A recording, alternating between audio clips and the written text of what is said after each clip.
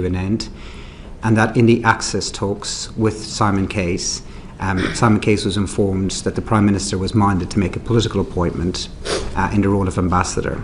So that predates my time as a Chief of Staff. At the time, I was working in opposition and I wasn't working as part of the transition team. When I came in as Chief of Staff, I understood that to be the general direction the Prime Minister wanted to go in, and that a formal decision was made not until after the US presidential elections, because he rightly wanted to wait until after seeing who was elected US President on the 5th of November. So is there a note of the discussion around whether or not it should be a political appointment, or are you saying that it was something that had already been decided before Labour got into government? So I only found out this weekend as I was trying to piece together the full picture, and I called Simon Case to ask him what his recollection was, and his recollection was that February 2024, when he was inquiring about what Labour might want to do with the US ambassador, as they were considering who to replace Karen Pierce with, he was told the Prime Minister was minded to make a political appointment. As far as I know then, the next decision was taken in early November. So the decision by the Prime Minister was formally taken in early November after the US presidential election. So I've seen a box note that went from the Prime Minister's private office, his foreign policy private office, and his PPS, and which asked him explicitly would he like to go ahead with a political appointment or make a civil service appointment. I don't recall any conversation about that, and then the next thing is that he is requesting who could potentially fill that post. That's the box note of the 11th of November, which is on page 2 of the humble address materials, and it's a PS note to the Prime Minister. Yes, it talks about the current ambassador to Washington has been making good inroads with the Trump team, and then talks about on timing of appointment and announcement. It's talking about what the options are essentially. Yes, and I didn't input into that box note. No. And neither did anybody else, it looks like. I mean, when it comes to the Prime Minister's comments on it or the Outer Office comments, there wasn't anything on that. So I don't think there was any input from any of the SPADs into that. It was just a straightforward, what would you like to do, Prime Minister, but there wasn't a recommendation. There was a list of candidates, David Miliband, Cathy Ashdown, Peter Mandelson, even George Osborne were the sort of names that, according to The Guardian and the Tom Baldwin's book, were the sort of candidates that were being considered at the time. Is that right? Those sound like the right names to me. I think that I don't recall there being much discussion ahead of the US presidential election. I think the Prime Minister wanted to rightly wait to see the outcome of that. I think if Kamala Harris had won that US presidential election, I don't think that Peter Mandelson would have necessarily been appointed, and he probably wouldn't have been. I think the Prime Minister started to seriously consider names after the US election. Just so that we get the timeline right, you became head of office on the 6th of October. Yes. You really wanted Peter Mandelson to be the ambassador, didn't you? I thought he was the right choice after the US presidential election. The reason why I thought he was the right choice is because Britain was exposed, the UK was exposed after Brexit. We left the European Union without any US trade deal. And for me, honestly, this was the top priority of the Prime Minister, was to get a US trade deal with the Americans. And I thought that based on Mandelson's experience as an EU Trade Commissioner, that made him the strongest candidate. But like everybody else, I made clear to the Prime Minister there was pros and cons, and there was risks. I don't think the Prime Minister would have chosen Mandelson if Kamala Harris had been elected President. I think he considered about who would be the right fit for the White House, and we procured him a short list of 2 strong candidates at that point. I'll come on to that in a minute. But I mean, you wanted. I mean, it was more than that. It was personal as well, wasn't it? I mean, he was your mentor, particularly when you became Chief of Staff, because you had no experience of the weird and wonderful world of Whitehall. But obviously Peter Mandelson did. So didn't he become an indispensable and venerated confidant for you? He was a confidant for me, but I don't confidant. Beg pardon. But I didn't regard him as my mentor. I first had a conversation with Peter Mandelson in 2017. I don't think I really started to go to him for advice until about 2021, and I was 44 years of age then. So I didn't regard him at all as a mentor. I got advice from him, and it was useful. But I also had other people around who were perhaps a bit more shy with the media, who I sought to for advice. We brought in some extremely experienced people from the Blair administration. So Liz Lloyd came into our team, Jonathan Powell came into our team, and I would certainly ask both of those for advice about how things work as well. So I asked a range of people for advice and help. I don't regard Mandelson as ever being a mentor, but certainly as an advisor. So, I mean, when the New Statesman says that Morgan wouldn't breathe without consulting Peter Mandelson first, that's not fair. Yeah, you forgive me if I don't believe everything that's written about me in the papers, but I don't think that was true. He was somebody who I sought for advice, but both when I was campaign director and as chief of staff, I built a wide network of people who had done jobs similar to mine in the past, going back decades in the Labour Party. And I will go into. I mean, I really wanted to just sort of start with. I mean, you began by working for Excalibur, didn't you? Which was run by Peter Mandelson. It was an attack and rebuttal unit, basically, in '97, and you worked on that. And one of the things was to also do work on Labour MPs who might be perceived as disloyal. Again, Chair, I'm glad that I can correct some of the records on this, because this is all a bit of a mythos here. This comes from the Independent. Yes. So I was an intern at the Labour Party in the 2001 general election.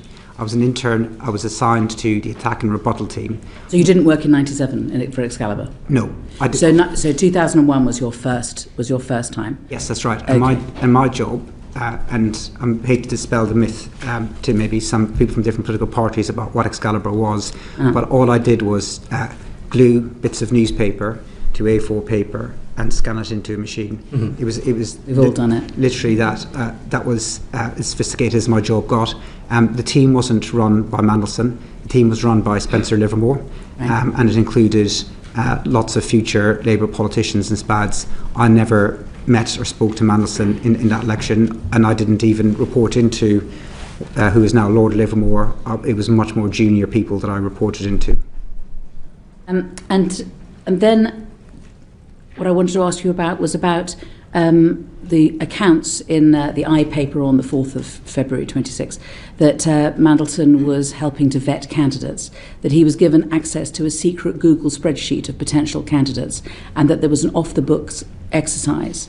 There's quite a lot of detail in the article about it, which tends to give at least an aura of authenticity to such reports. Mandelson had nothing to do with the selection or the vetting of any of our parliamentary candidates. I don't know what Google Doc the I is referring to. I'm pretty sure it wasn't a party document. I don't think that we kept... No, I think it's an off-the-books exercise. I think that's the point. Well, but it had nothing to do with me or the party. I was in a senior role in the party at the time. We did everything on the books.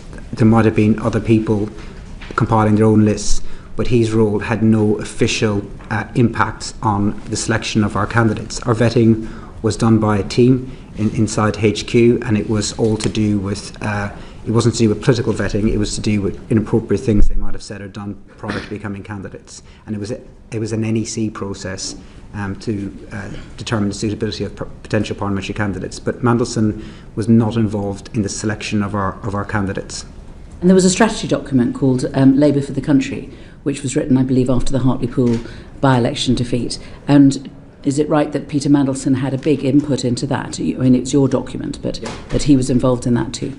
I wrote that document in February 2021 ahead of the local elections to the Prime Minister because I believed there was challenges the party was facing that it needed to address.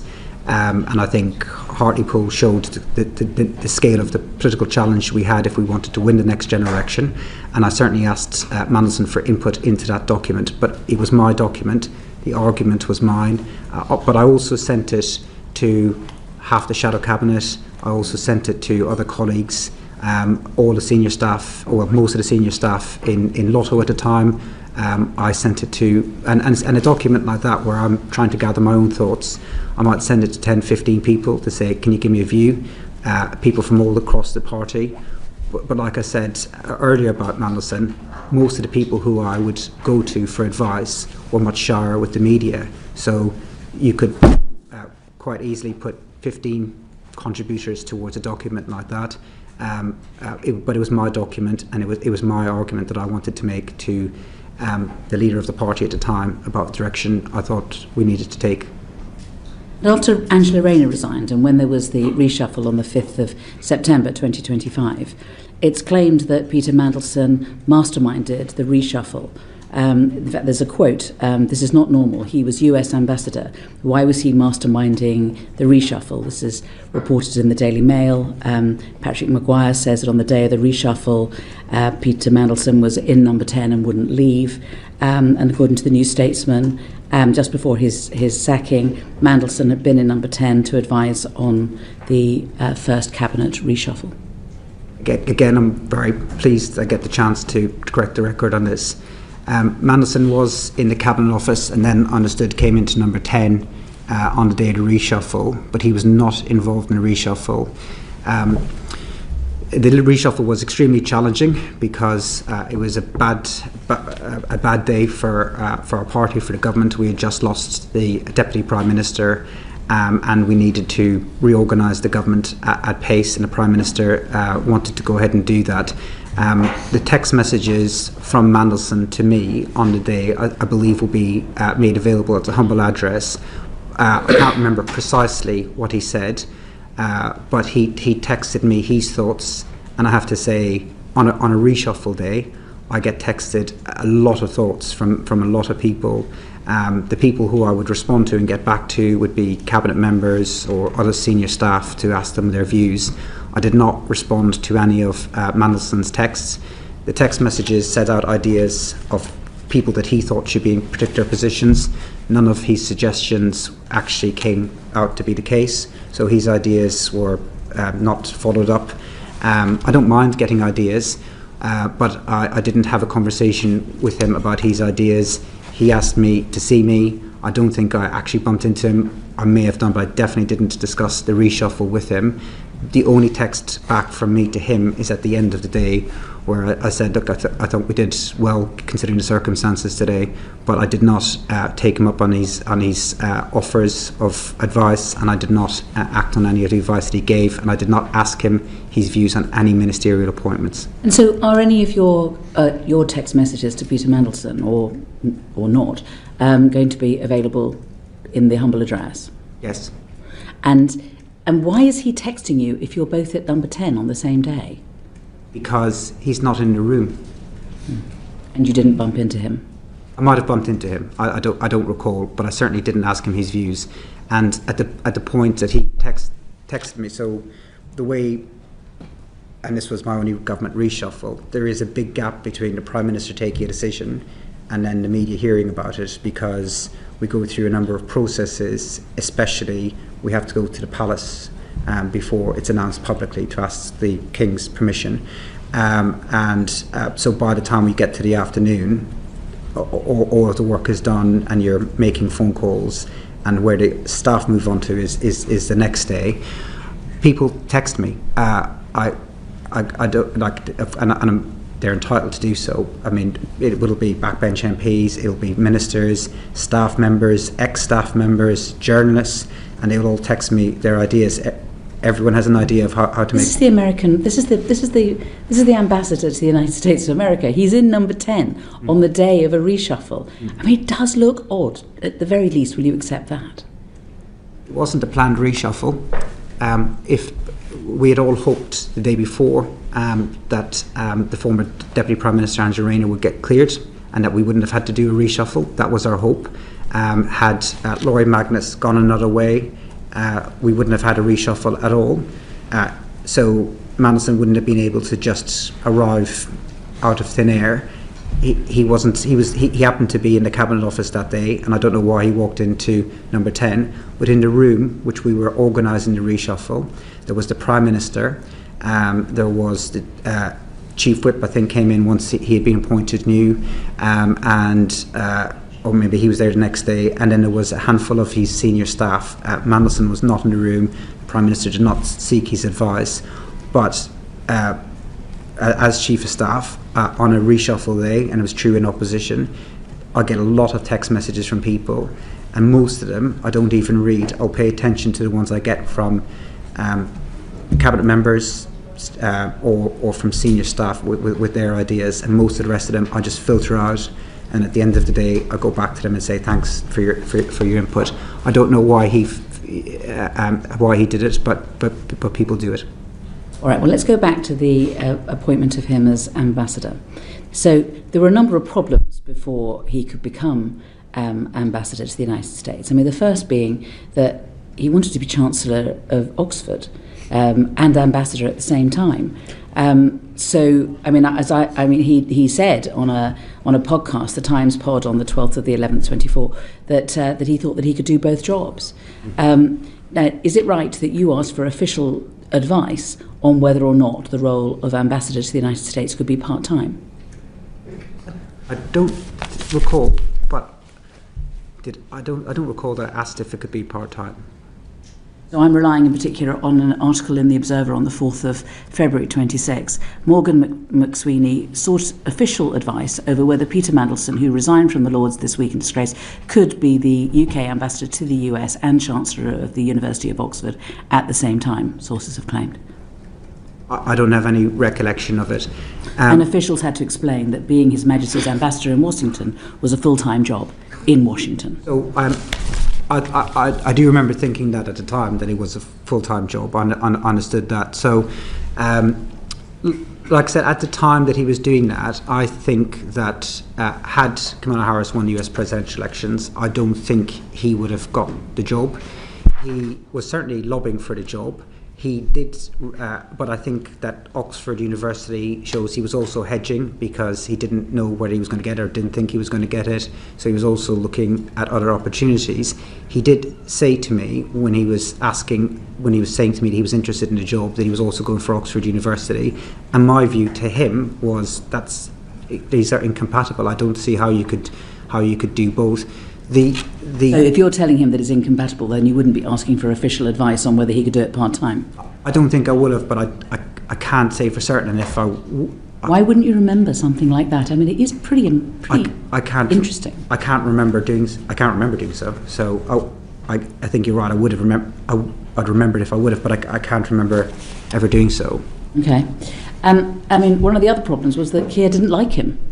I mean, again, for the New Statesman, Keir doesn't even like him, and never really has. He's not Keir's sort of person.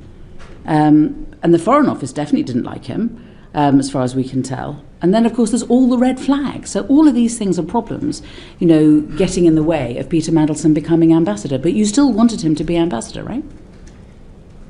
At the time, in Downing Street, there was conversations about who could be the best candidate, and names were considered, and most people were making pros and cons arguments. I have to say, I know that a lot of people now say they told the Prime Minister they were against it at the time. Everything I know about how the Prime Minister works is he will consult widely, he will take a lot of views on, and if everybody else was opposed to this appointment but me, he would not have made an appointment such as that. He does like to try to build consensus within his team and to get a wide range of views, and he doesn't just listen to one person on it. He certainly spoke to other ministers, other senior staff, and took his time reaching the decision that he reached. Can I suggest something to you? That you wanted him to be ambassador, and so what you did was you bided your time for the first 6 weeks after your appointment of head of office, and then you went for it. I mean, as Jonathan Powell has said, it was weirdly rushed. I don't think it was rushed at all. What I would suggest is that it was part of a strategy. It's used in warfare, it's used in boxing, it's used in political campaigns. You go fast and you go hard, and you confuse your opponents, and you get what you want. You appreciate that. I mean, you are an expert in strategy. I mean, that is a strategy that is used sometimes. That wasn't any strategy that I deployed. When I came in as Chief of Staff, we had big challenges in Downing Street. We had to reset Downing Street. We had a new PPS. One of my priorities was hiring more senior staff into the building because I thought we didn't have enough experience. We had a budget coming up, and most of my time at that time was completely immersed in the budget because I think, from my recollection, we were close to OBR deadlines. These were the kind of things that I was most concerned about, not who the ambassador was.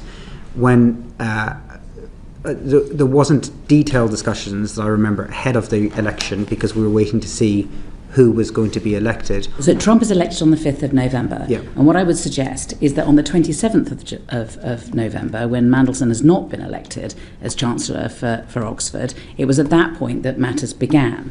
And that you had between the 27th of November and the 4th of December when the due diligence started. So it's very quickly after Mandelson is available as a candidate, we're doing due diligence. And we did due diligence not just for Peter Mandelson, but for another candidate at least as well. Is that right? Yes.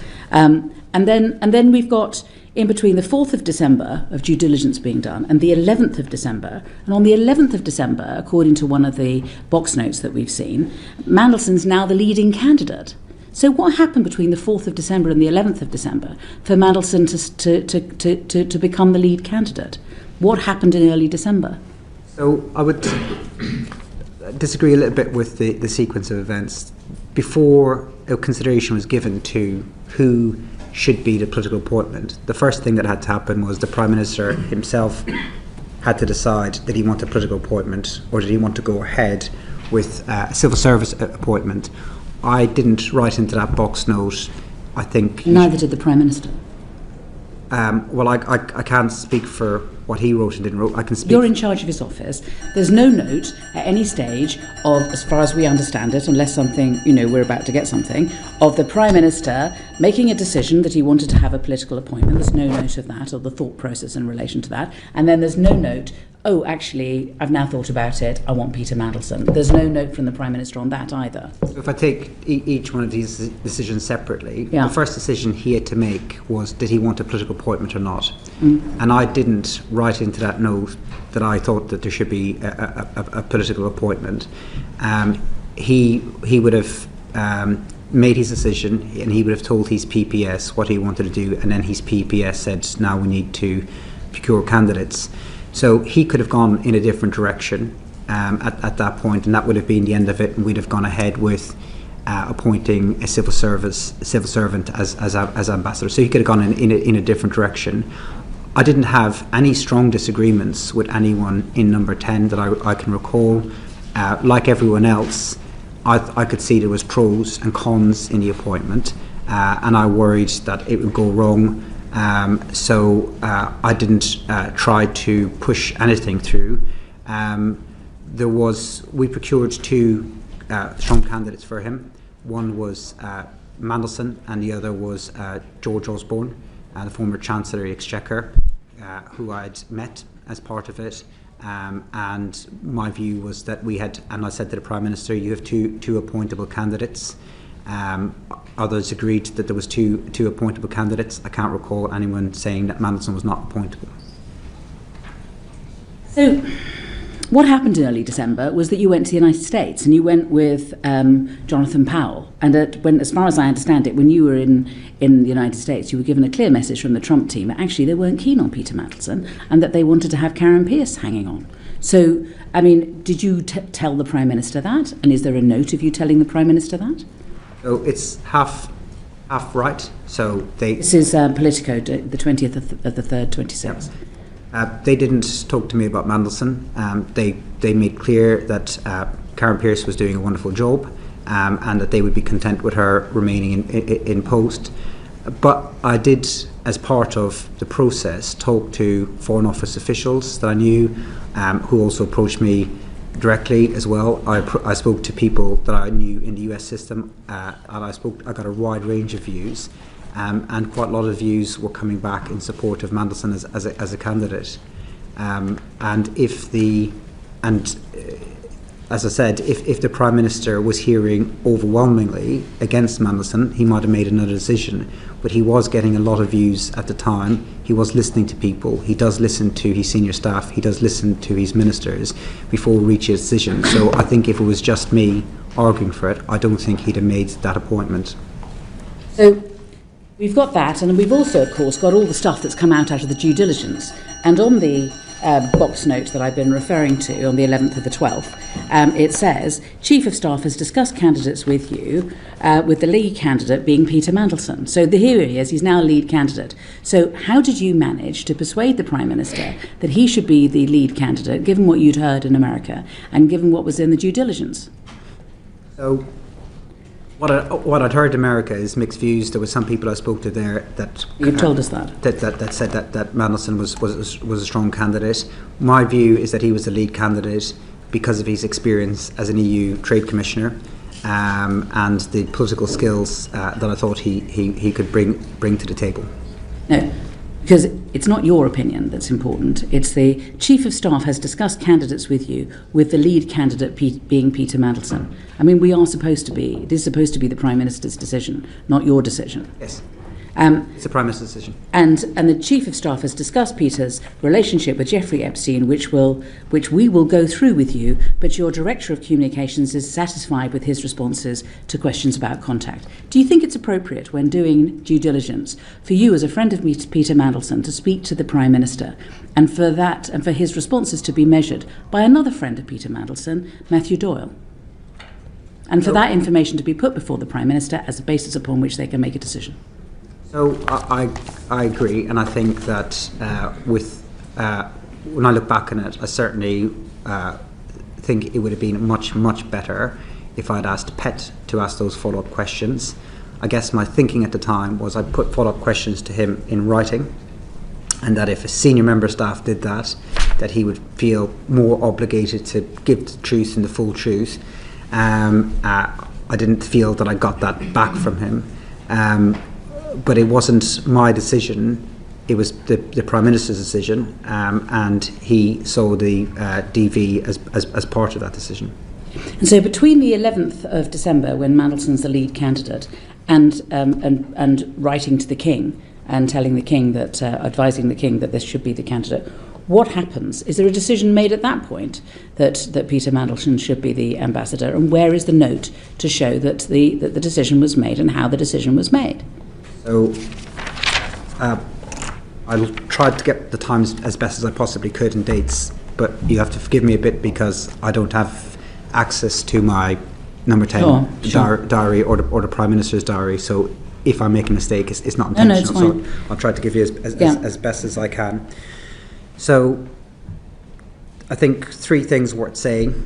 The Prime Minister will be talking to people at that time, saying, what do you think? Everyone will be giving him pros and cons. That's for sure. He will take a view based on a rounded view. Then the last meeting I recall where he said this is the direction I want to go in was with an independent Jonathan Powell and me and him. And then after that, and it might have been the same day or the day before, is when an independent wrote to Philip Barton to say the Prime Minister would like to make a political decision. So that was the last meeting that he had, and in that meeting he would have conducted that meeting the way he always does, which is to make sure everyone in the room has their view. And then what date did you say this was? I've missed it. This would have been either on the day or the day before, or a few days before. An independent wrote officially to Philip Barton. So when an independent wrote to Philip Barton to say, can we begin the necessary arrangements and get Mandelson in place? We're talking like 15th, 16th, something 18th, about that. 17th, 18th. Yeah. So he would have had a meeting then. He would have said, right, what are we going to do here? Let me get your views. And then he'd have said, we're going to go with Mandelson. Okay. During those 7 days, was there an agreement between the Prime Minister, between you, that what you should do is tell the King, tell the incoming President, announce the fanfare, but all of it always knowing that it would depend on his vetting? And would it be whether it was so So when this meeting was happening, is it like, well, we're going to do this, and we're going to do this, and we're going to do this, but obviously it's all dependent on vetting? So I wasn't involved in any decisions about when to tell the King. I'm not aware of those processes or when the appropriate time to talk to the King or communicate with the King about all of this. I don't think that we discussed that at the time, and I know Simon Case's letter has come out subsequently. I didn't see Simon Case's letter at the time, or I don't recall seeing it. I think it was directly to the Prime Minister rather than to me. But it makes sense, doesn't it? I mean, you can't appoint somebody, let alone Peter Mandelson, without vetting him first. So it didn't jump out as a problem to me at the time. Even after the due diligence? Even after the due diligence. And the reason why it didn't jump out to me, we had around about the same time, and again, I can't remember the dates, around about the same time, we made a political appointment for National Security Advisor in Jonathan Powell. And as far as I remember, we appointed him, and then we began the DV. I was appointed before I began the DV work, and that's what tends to happen. If he had then failed, then we wouldn't have sent him to DC. So it didn't occur to me to ask, because that's how I saw the practices being put in place. I think the Prime Minister is right in saying that shouldn't happen, and I think that he's now made a decision that won't happen again in the future. But as a strategy man, don't you think it's a bit odd? Let's at least look at it this way. It's a bit odd to, essentially, what you've done is you've briefed the press, you've told the King, you've told the incoming President, he started being paid, he's got his pass, all of these sort of things have happened, and then you do the due diligence. So at that point, due diligence had said, no, sorry, really, too risky, can't do this, and he'd... Imagine the storm. Sorry, no, due diligence had been done. DV. Sorry.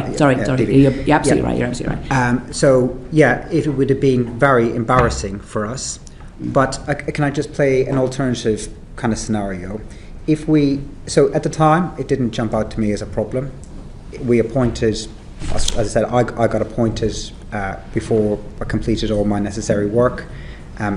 Jonathan Powell got appointed too before the necessary work. If Mandelson's DV had been a problem, it would have been an embarrassment for us. It would have been a much bigger problem for him. But there's an alternative scenario, which is that we had, say, we're going to do DV before we talk to the palace or before we talk to the US administration. The chances of, unfortunately, the chances in government of there being a leak anyway would have been a problem. Either way, if your lead candidate fails DV, it is embarrassing, but it's far preferable to pull that candidate at that point than to go any further. If that happens to your candidate and your candidate blows up and you have to pull them out, that's what happens. It's embarrassing to us. It would have been worse for him. But at the time, nobody said to me, hang on, before you announce anything at all, make sure that we do this DV first. Of course, if somebody had, I wouldn't have questioned it. I would have, but at the time, the agenda was that he is offered the job on the 20th, and he's supposed to be in Washington on the 20th of January. So that's just a month, and during that month, there's Christmas and there's New Year. I mean, all I'm suggesting is that this was part of a deliberate strategy to push this as fast as it could be in order to ensure that people could not raise any objections in the circumstances, because there simply wasn't time. No, I don't agree with that at all. If there was problems with his DV, we'd have pulled them. If we'd been told that he couldn't get the necessary security clearance, I've no doubt the Prime Minister would have pulled them. I mean, in the event, the Foreign Office couldn't complete the work until after the inauguration, but the timetable was being set by the US political calendar. We wanted to wait until after the US presidential election to work out who the candidate should be, and we did want the candidate in place by the inauguration, but it wasn't a big deal that he wasn't in place by the inauguration. He was in place, I think it was about 3 weeks later. So this is my last question. So do you think that when the chance came for you to give Peter Mandelson his last job, you stopped thinking about what was best for the government? Really, you stopped thinking about what was best for the country, and you just thought, I want to give this job this great job to one of my heroes, and it became an obsession. And it may be that the Prime Minister can be criticised for giving you this leeway, but it was a leeway that you abused. And you stopped thinking strategically, you closed your eyes to the risks, you didn't consult the necessary people, the Prime Minister, the Foreign Secretary. You railroaded this through as fast as you could before anyone could realise what had hit them. I don't think that's true. I certainly spoke to the Foreign Secretary a number of times. I have then Foreign Secretary, I have a very good relationship with the Deputy Prime Minister. I've known him for very, very many years, and I would certainly have spoken to him extensively at the time. I don't regard Mandelson as a hero. I think that's an exaggeration of the kind of relationship that I had with him. In every advice that I gave to the Prime Minister, hand on heart, I thought I was operating with a motive in a national interest. In politics, you over decades, you know a lot of people. I've had to, in 20 years in politics, I've had to fire friends from jobs.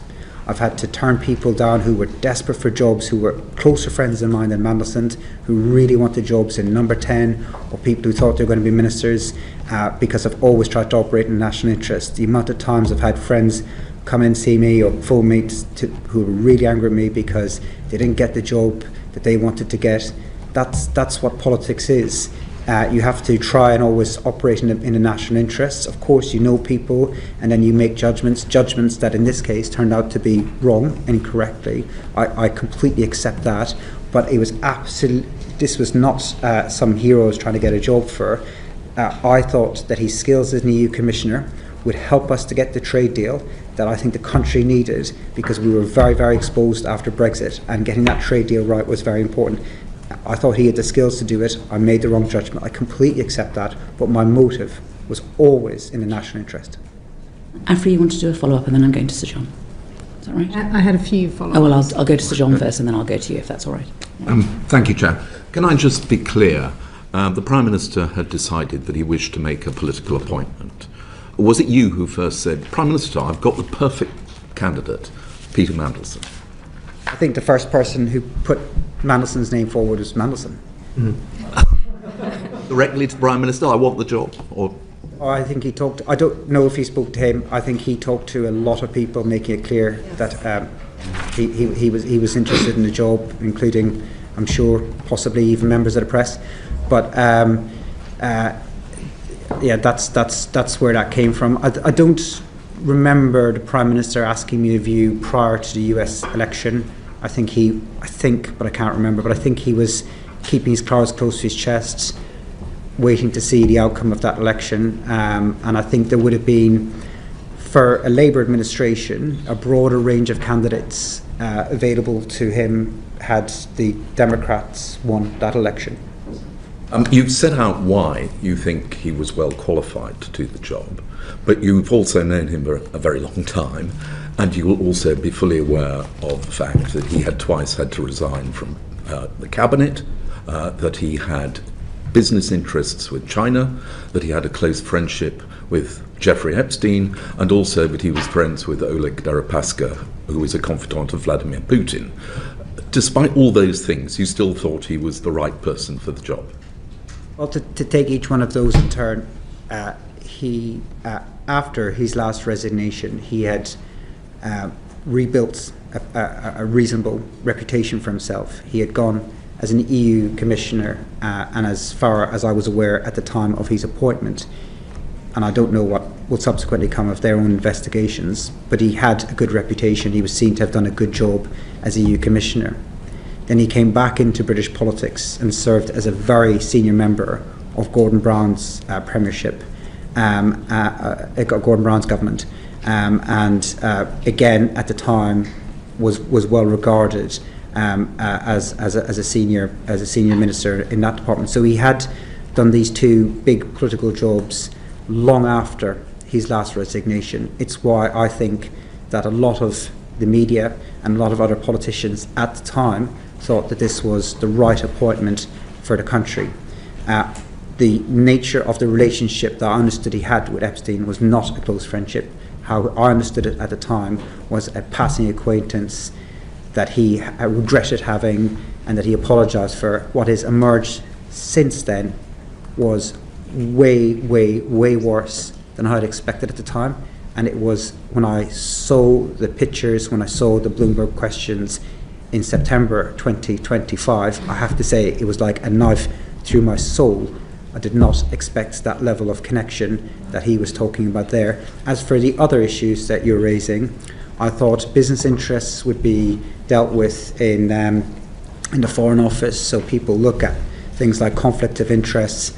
When we appointed SPADs who have business interests, Cabinet Office and PET would deal with that, so that wouldn't be something I would deal with as a Chief of Staff. And if there was any national security issues whatsoever, then my assumption on that was that would be dealt with by DV, and if there was any national security issues whatsoever, we would then be told if there was a problem, and then the Prime Minister could pull the appointment. So from what I knew at the time, I thought he had re-established himself as a credible political, senior political figure in Europe and in the Brown government. I did not was aware of the extent of the relationship that he had, and I thought that these other issues would be dealt with at other parts of the process. Your discovery of the closeness of his relationship, you say, was a knife to the heart. But the box note says that you discussed with Peter Mandelson his relationship with Epstein, and that you then discovered as a result of that conversation, for instance, the fact that he stayed in the flat belonging to Jeffrey Epstein after Epstein had been convicted for paedophile offences. That wasn't a discovery that I made. Did you advise the Prime Minister of that? No, that was in the DV form. That was from DV. So, no, beg pardon, you're right. A due diligence form from PET. I wrote to Mandelson after the DD to understand from him in writing what his position was on these issues. That email that I sent to Mandelson and his responses from that, the Met Police are using as part of their investigation. When I was in number 10, I was told that we couldn't share either the questions or the answers to those questions or the email itself with the media or as part of the humble address process until the police were finished with it, because they said it would interfere with their investigation. And so I've stuck to that since I've left Downing Street too. But in your conversation with the Prime Minister about Peter Mandelson's relationship with Epstein, the subject of Mandelson staying in Epstein's flat after the conviction, that was part of the conversation. It's hard to answer that directly without saying what was in the contents of the emails.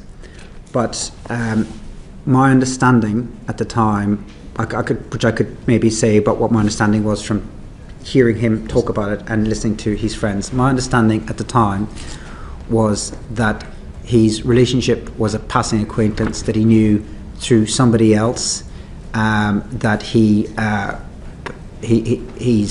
the way of he's describing it was that he realised that it was a mistake, he deeply regretted it, he broke it off many years before.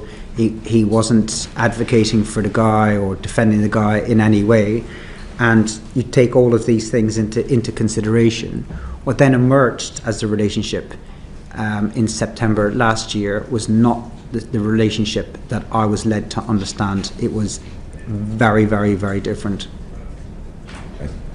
Can I ask about the two notes that went to the Prime Minister from the private office about the appointment? In each case, they'd been released under the humble address process. They are completely blank other than the submission. There is no comment. The Prime Minister has not indicated any view. Now, I've worked in Downing Street, and box notes go up and they come back down with a comment. It may only be a tick, but there is something to indicate that the Prime Minister has taken a decision. In this case, there is nothing to indicate that the Prime Minister has taken a decision. Why not? I can't answer the question. So the box notes usually come back into the civil service, and then I get informed what the decision is. He may, and sometimes he did do it verbally, but I can't answer why there wasn't anything in the box. So I would make submissions into the box the same as the other special advisors. They would be collated by his PPS, then they would go to the Prime Minister, and then the Prime Minister would send it back through the system. I didn't ask to see the box note. I would sometimes ask to see a box note if I was unsure what the decision was, or if I wanted to understand a bit more about his thinking. But generally speaking, I just took whatever the civil service said. But I don't know why he didn't tick. Maybe he spoke to his team. Well, that's the alternative, that he didn't indicate in writing. He said, I would like to have a meeting to discuss this. But if such a meeting took place, there would be a record of it. And there is no record that has been released. Again, I can't answer as to why that was. I wasn't the person who was keeping records.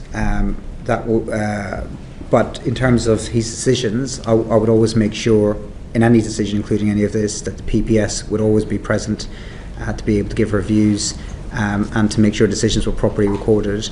But I wasn't the minute taker. I wasn't. So how did you discover that the Prime Minister had decided to go ahead with Peter Mandelson? I believe that, from my best recollection, that there was a meeting in mid-December, and he told us that that's what he wanted to do, and then Nin Pandit took his decision and passed that on to Philip Parton. So a meeting took place, which led to the Private Secretary writing to say that was the decision. Is there a record of that meeting? I don't know. I don't have access to that information anymore. It is your job to make sure that the minutes are taken of meetings. No. No. So you're in charge of his office, but you're not in charge of there being any records made of any decisions made in the office. No, the civil service will take responsibility for that side of things. My job was to make sure that he had the political input. When I was in meetings, private secretaries would take notes. How those notes were recorded and circulated, I didn't ask around the detail of it. I just always assumed that they would be properly recorded and shared with the appropriate people. Thank you. I just wanted to go back over some of the questions that the Chair had asked you and just ask some follow-ups and seek some clarification on some of those. You said that you were out in the States at the start of December prior to the appointment being made. When you were out there, in the conversations that you were having kind of offline, did anyone raise with you concerns that they had about Mandelson's business links with China? No. Okay. So thinking about the security vetting, we heard from Sir Philip Barton that he told us there was no contingency plan in place if security clearance wasn't granted to Peter Mandelson. Had you considered the possibility that clearance would be denied, and had you put any contingency plan in place? I didn't have a contingency plan in place, but I was always aware that somebody could fail security vetting. Was always aware that was a possibility for any appointment that we made. Yes. Aware, but did you consider it? Did you kind of actively think this could happen in this case? No, and if it had happened, we'd have withdrawn the ambassadorship. It would have been a political embarrassment, and then we'd have gone on with probably it's hard to guess. We'd have asked Karen Pearce, I think, to stay on probably, and then we'd have thought about what would be the next steps. You clearly felt that Peter Mandelson was the right person for the job. You'd recommended him to the Prime Minister, although you have said that you believe the Prime Minister would have sought a wide range of opinions. Despite the fact that you ultimately resigned over your advice to the Prime Minister, would you say that he was the person in full knowledge of all of the information who made the decision to appoint Mandelson to that role? He had all the knowledge that I had, but I don't know what other knowledge, and this is part of what this committee is looking at, what he should have otherwise have been told or not told, but he had all the knowledge that I had, yes. And that he was the one who ultimately will have made the decision, not being persuaded or kind of doing what somebody else wanted him to do? Yes, the Prime Minister takes the decision, yes. Okay. So, Sir Oliver Robbins, who obviously is the former Permanent Under-Secretary at the Foreign Office, he has now lost his job. And the PM said when he was asked that he didn't accept the explanation as to why he overruled the verdict of security vetters, and that's why he sacked him. Do you think somebody should be sacked for an error of judgment? Sorry, if I could add one last thing to your previous question, if that's okay, which is that the Prime Minister was aware of everything that I was aware of, but the Prime Minister wasn't aware of enough, not because of advisors or civil servants, because Mandelson himself wasn't open enough with him. And that really is the big problem in all of this. And Mandelson said this is everything and defended himself on the truth. I don't think that he'd have come close to being appointed. So the Prime Minister did not have enough information because Mandelson did not share the necessary information with him.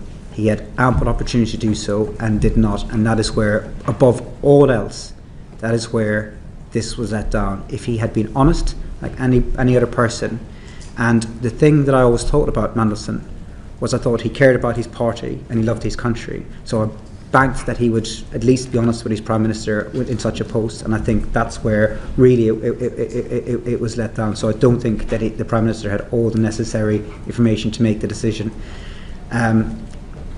Sorry, I've now forgot your next question. Beg your pardon. That's okay. And thank you for your answer on that. I must say it appeared to me that there was a significant amount of information that had come forward in the due diligence, but I think there may be some questions from others on that, so I won't push on that now. My question was about Sir Oliver Robbins and the decision by the Prime Minister to sack him. And I wanted to know, given the reasoning that the Prime Minister gave in the Chamber, do you think that someone should be sacked for an error of judgment?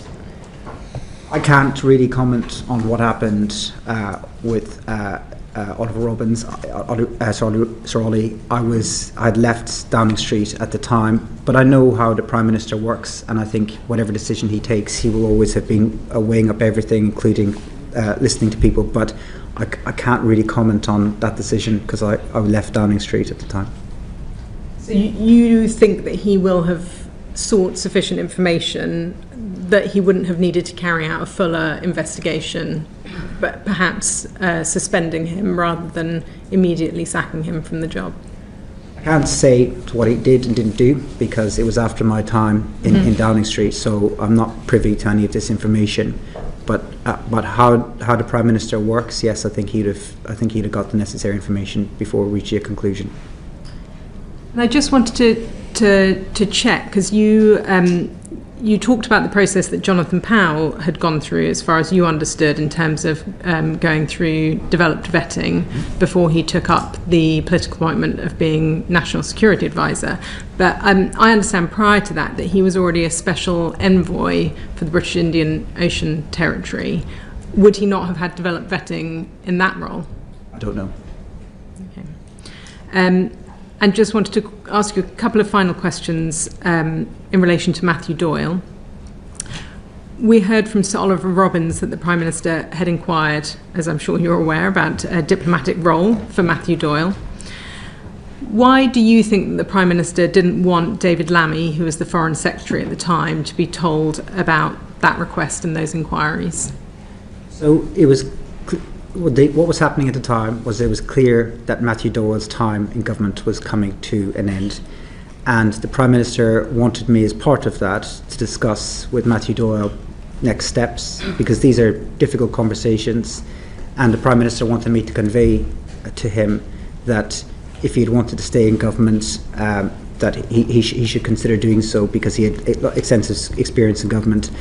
The private office asked what vacancies that Matthew Doyle might apply for. There was no suggestion at any point that he would be imposed in. If he had wanted to work in the Foreign Office, Matthew Doyle would have had to apply for any of those posts the same as anybody else. The reason why, I'm sure, but it wasn't my email. But the reason why I'm sure the private office said, please don't discuss this with anyone, including the Foreign Secretary, is because it was a delicate HR issue. Somebody's leaving their job. You don't want a lot of people knowing it. In the event, it wasn't something that was taken very seriously. It was as Matthew Doyle was leaving, and I'm having that conversation with him. People don't really engage in that conversation because it's a tough thing. And I'm saying, look, and I would have said to him, there are jobs coming up in the Foreign Office you might be interested in, such as these kind of things.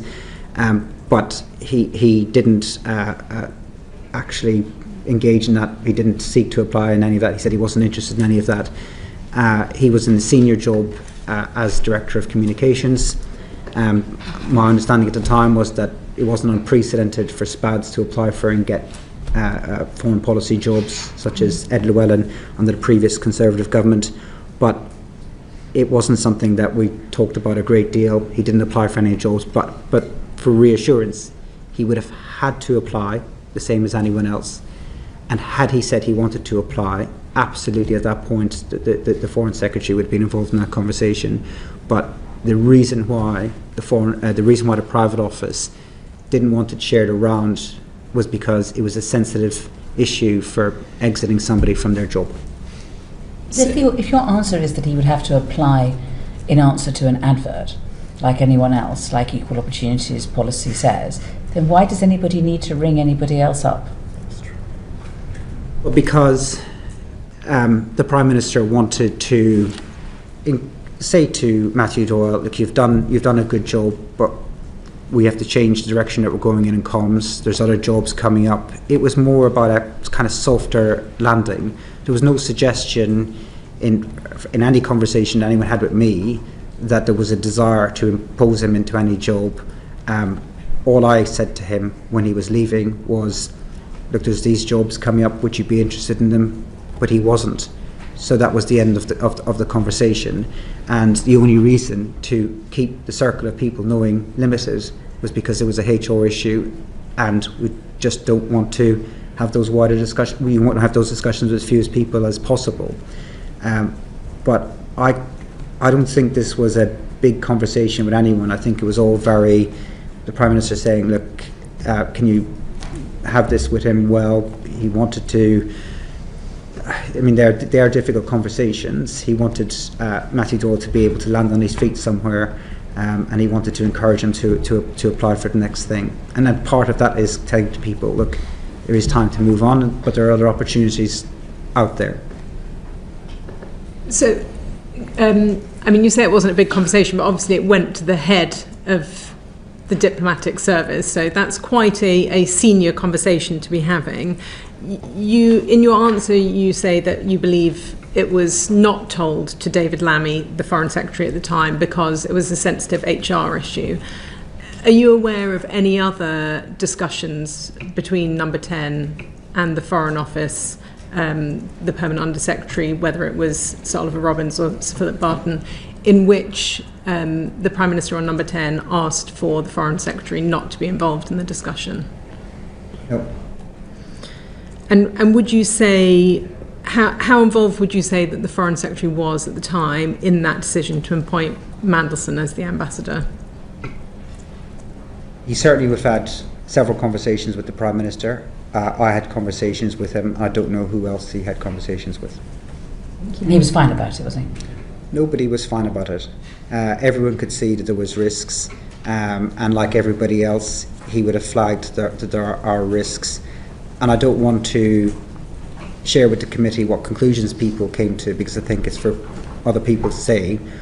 You were there. I mean, you were there. There's no notes, so we're just trying to understand how these decisions are made. They've got the Foreign Secretary. Here he is at a meeting. We're discussing whether or not Britain should send Peter Mandelson as ambassador to Washington. I don't see what's wrong with you telling us whether whether the Foreign Secretary thought it was a good idea or not. Because I can't remember precisely what people said, and don't tell us word for word. Just okay. Did he say, okay, yes, let's do it? Or did he say, actually, I've got reservations? Like everybody else, he could see that there was cons and risks, and like everybody else, he would have seen. I had reservations too, like everybody else, he would have had reservations. He'd have discussed them iteratively with the Prime Minister. The Prime Minister would have taken the Foreign Secretary's views very seriously. He is somebody who he's close to politically. He obviously appointed him afterwards as Deputy Prime Minister in that reshuffle you were asking about earlier. So he was somebody who he was then Foreign Secretary. I'm getting the terms right. The current Deputy Prime Minister is somebody who the Prime Minister is close to, would have got his views. He would have also got his views of senior staff and other ministers, and the Prime Minister would not have dismissed any of those people's views and would have taken them in the round before making a final decision. Okay, let me try one more time. Sorry. Did the Foreign Secretary say, I think this is a bad idea? Not to me. Okay. Edward. I just wanted to go back quickly to your presentation of the conversation with Matthew Doyle, that in fact, if there were upcoming posts, ambassadorial posts in the Foreign Office, then he should consider applying for them. Can you see how, if you were Matthew Doyle and you'd just seen the Prime Minister ram Peter Mandelson down the throat of the FCDO despite all of the obvious problems, that might feel like a job offer, even if it was how you characterised it? You surely would be sitting there going, that seems like a pretty locked on job if I wanted. I don't think that the Prime Minister conducted himself in the way that you were suggesting. He was told by the Cabinet Secretary that he was allowed to make a political appointment, and he made his political decision about who he thought the candidate should be. It's then for the machine to implement the Prime Minister's decision. Sorry, and certainly not the way I would have put it to Matthew Doyle when he was leaving. I would not have said, and I would not have needed to say it. This was No, you wouldn't have, because you would have been sitting there going, well, if I want the job, I'm definitely going to get it, because the Prime Minister didn't get Peter Mandelson one. Certainly not. No. I certainly don't agree with that. This was about a duty of care to somebody who was leaving, and saying to them there are other opportunities out there. In the end, he didn't ask for any follow-up on that, but I would not have said to him, we're going to move you from this to this, or whatever job you want is yours. Certainly would not have said that to him, and it was the same when other people were leaving too. You would say to him, look, there might be other opportunities in the future. But have you heard the phrase "jobs for the boys"? I mean, this is so far from any equal opportunities policies that I've ever heard of. I mean, don't you think this is a little odd or shameful? Well, the same was true if we had to exit senior women from the team as well. We'd have said to them, if you want to stay in government, and some did. But Matthew Doyle would have had. I don't want to. I'm just saying, we're talking about senior women. I mean, what job was she given, for example? Czar of the Regent. So, Sue Gray's now in the House of Lords, but this isn't about. He wasn't promised a job, and had he applied for the job, then the Foreign Office would have considered his application the same as anyone else, and the equalities and all of the other necessary procedures would have had to follow in any direction. So he was. Sorry, Mr. McSweeney, that is not what Sir Ollie Robbins told us. Sir Ollie Robbins told us that Matthew Doyle's name was another one that was floated as a political appointee, which, given that when the Prime Minister politically appointed Mandelson, it was a lock, it would be fair to assume, if you're Matthew Doyle, that effectively the similar guarantee was being made to him. I wasn't asked to. I didn't send that email to him. It was the opposite, though, of jobs for boys. He was losing his job, and all I said to him was there might be other opportunities. It was never followed up, and I was not told by anybody, not by the Prime Minister or the private office, you need to go and promise him a job. It was just a simple duty of care conversation. You're leaving the job. There are other opportunities in the future. Do you want to explore them? And it was no, and that was the end of the conversation. Thank you, Chair. I want to take us back to a couple of questions that the Chair asked earlier in relation to Matthew Doyle. So on the 11th of December, the note to the Prime Minister, the Director of Communications is recorded as saying that he was satisfied with his responses to questions about contact with Epstein. Matthew Doyle was the Director of Communications. Did you trust his judgment, given what we know about Matthew Doyle?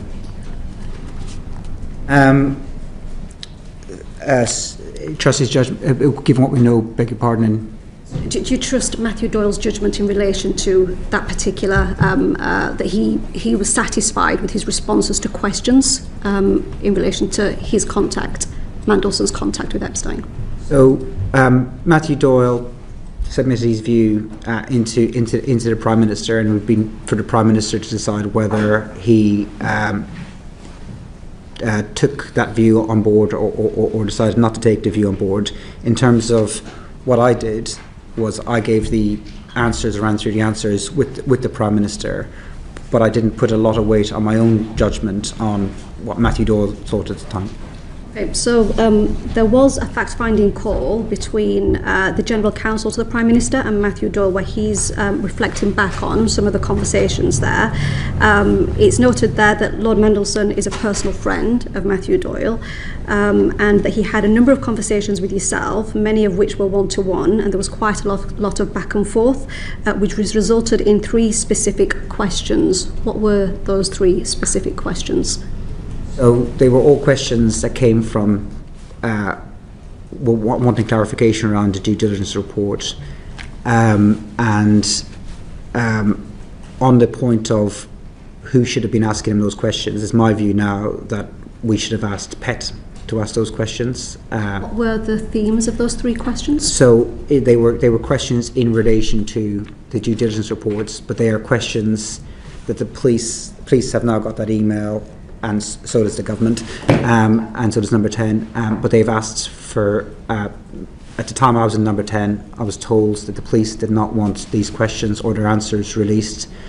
They will be released as part of the humble address process, but when the police are finished with it. So until then, I don't feel that I can say what the questions were. Okay, and do you think that given the scale of the appointment that 3 questions were sufficient enough to interrogate Mandelson?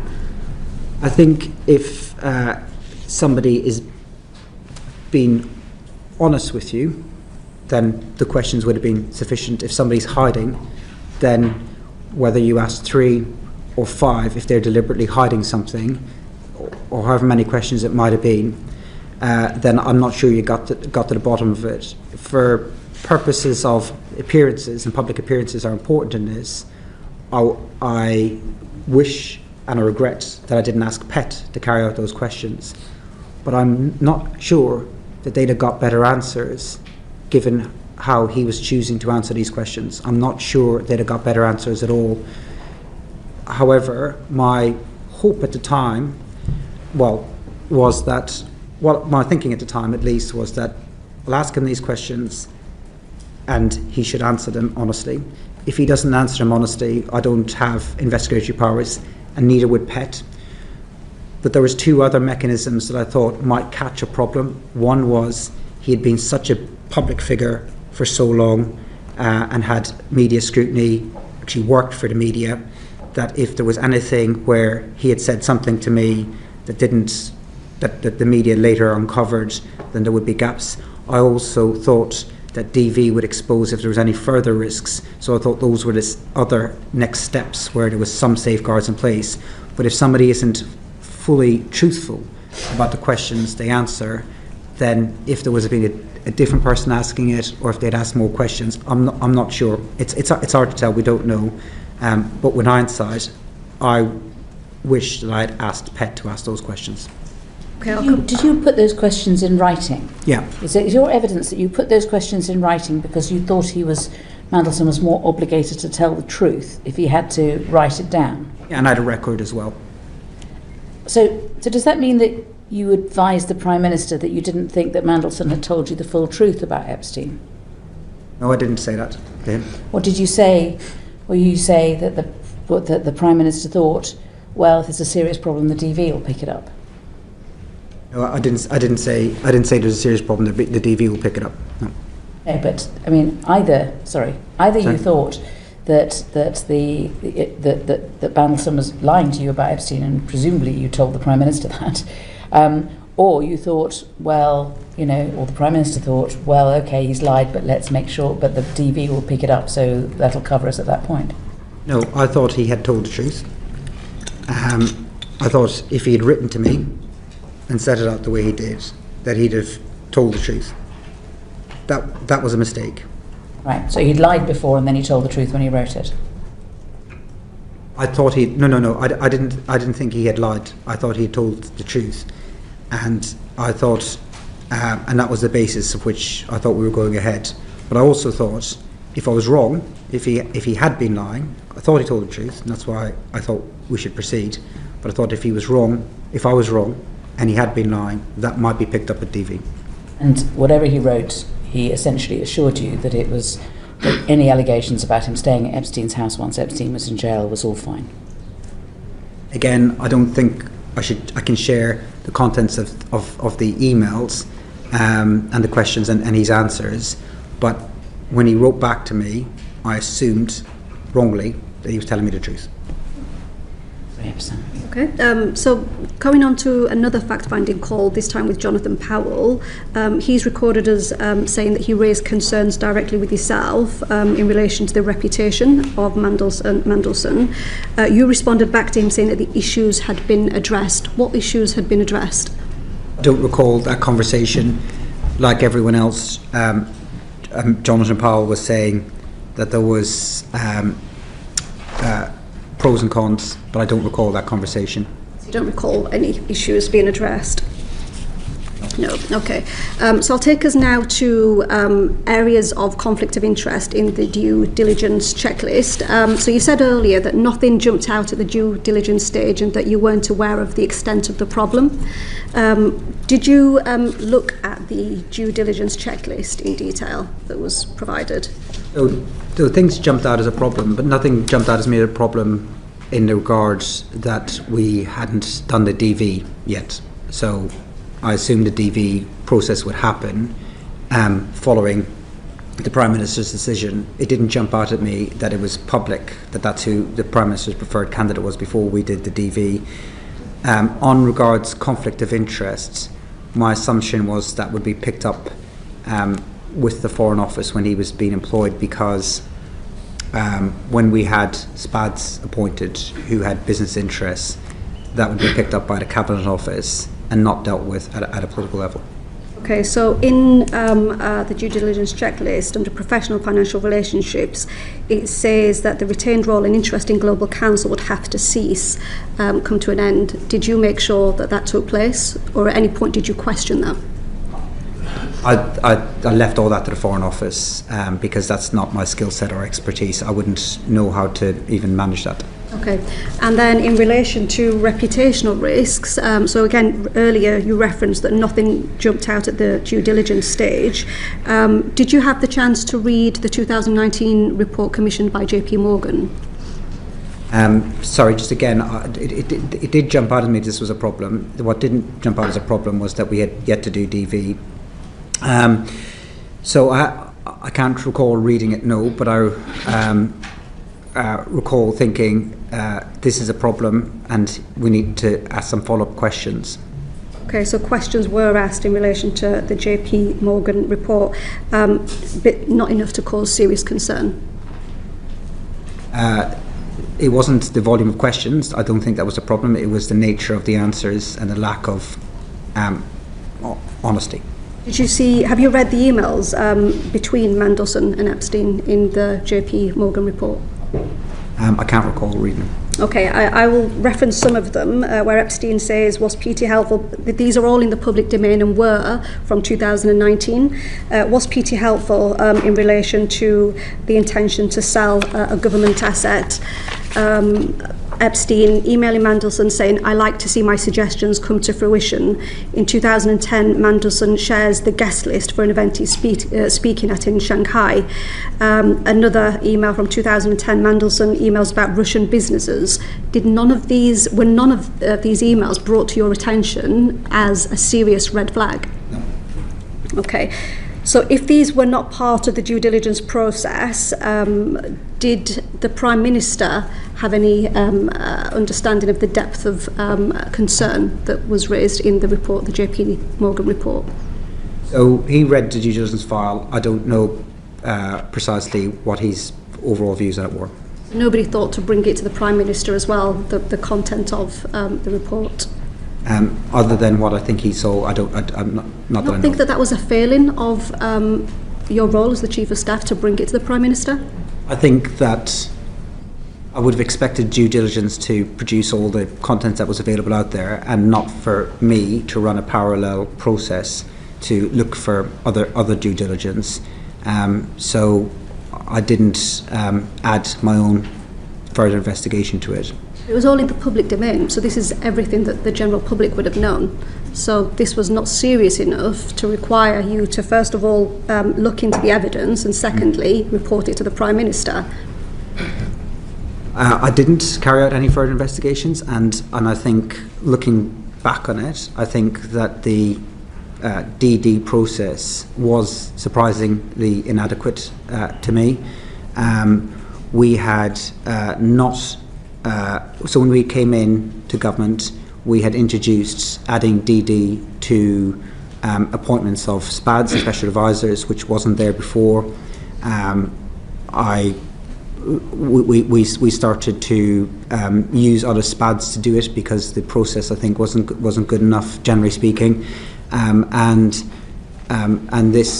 this report, I think, was insufficient. And should I have asked further questions of the report compiling team, then I think that's fair. I think I should have. And final question from me. You said it was wrong to appoint Mandelson. Mm-hmm. Why is it wrong now, but it was right back then? I think the reason why I thought it was right then was because of his experience as an EU Commissioner.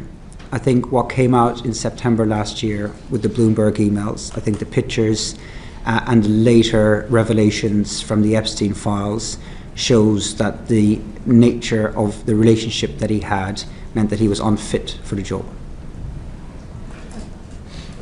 I want to have another go at an answer that you gave, because I do feel as though you've contradicted it. And I've got a note now. So my thinking at the time was that I'd put follow-up questions to him in writing, and that if a senior member of staff did that he would feel more obligated to give the truth and the full truth. I didn't feel that I got that back from him. But it wasn't my decision. It was the Prime Minister's decision. And he saw the DV as part of that decision. Sorry, let me correct myself. In September, I realised I didn't get the truth back from him. At the time, I thought I got the truth back from him. When I saw the emails and the pictures that came out and that were published from the Epstein files in September last year, that's when it really dawned on me that I did not get the full truth from him then. At the time, I thought he was telling the truth. If I didn't think he was telling the truth, I would have said, this guy is not telling me the truth, but I did think he was telling the truth, and that was wrong. So, I didn't feel that I got that back from him, but it wasn't my decision, it was the Prime Minister's. You didn't mean any of that? No, I didn't feel that I got the truth back from him in September last year. Sorry, I might have mumbled my words. I got the answers back from him.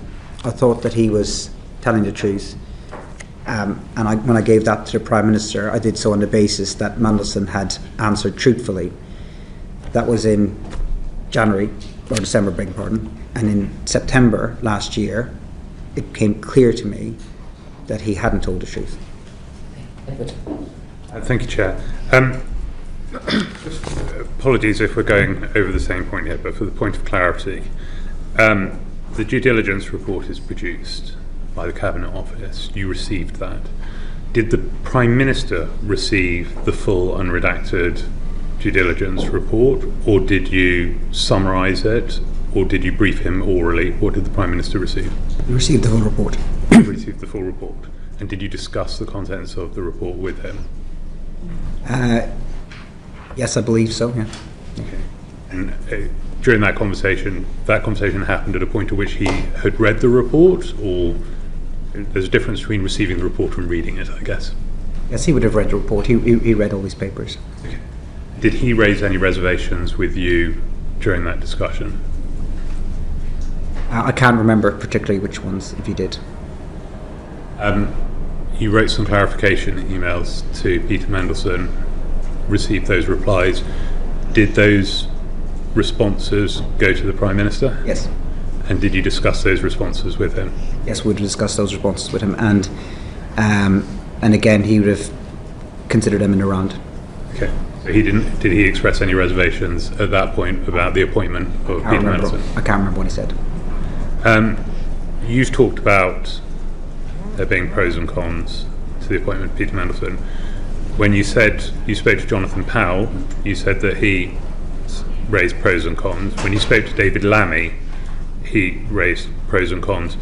I'm just wondering, outside of Peter Mandelson himself, is there anyone who wasn't raising any cons? Is there any out-and-out advocates for Peter? No, but the same is true of quite a lot of appointments.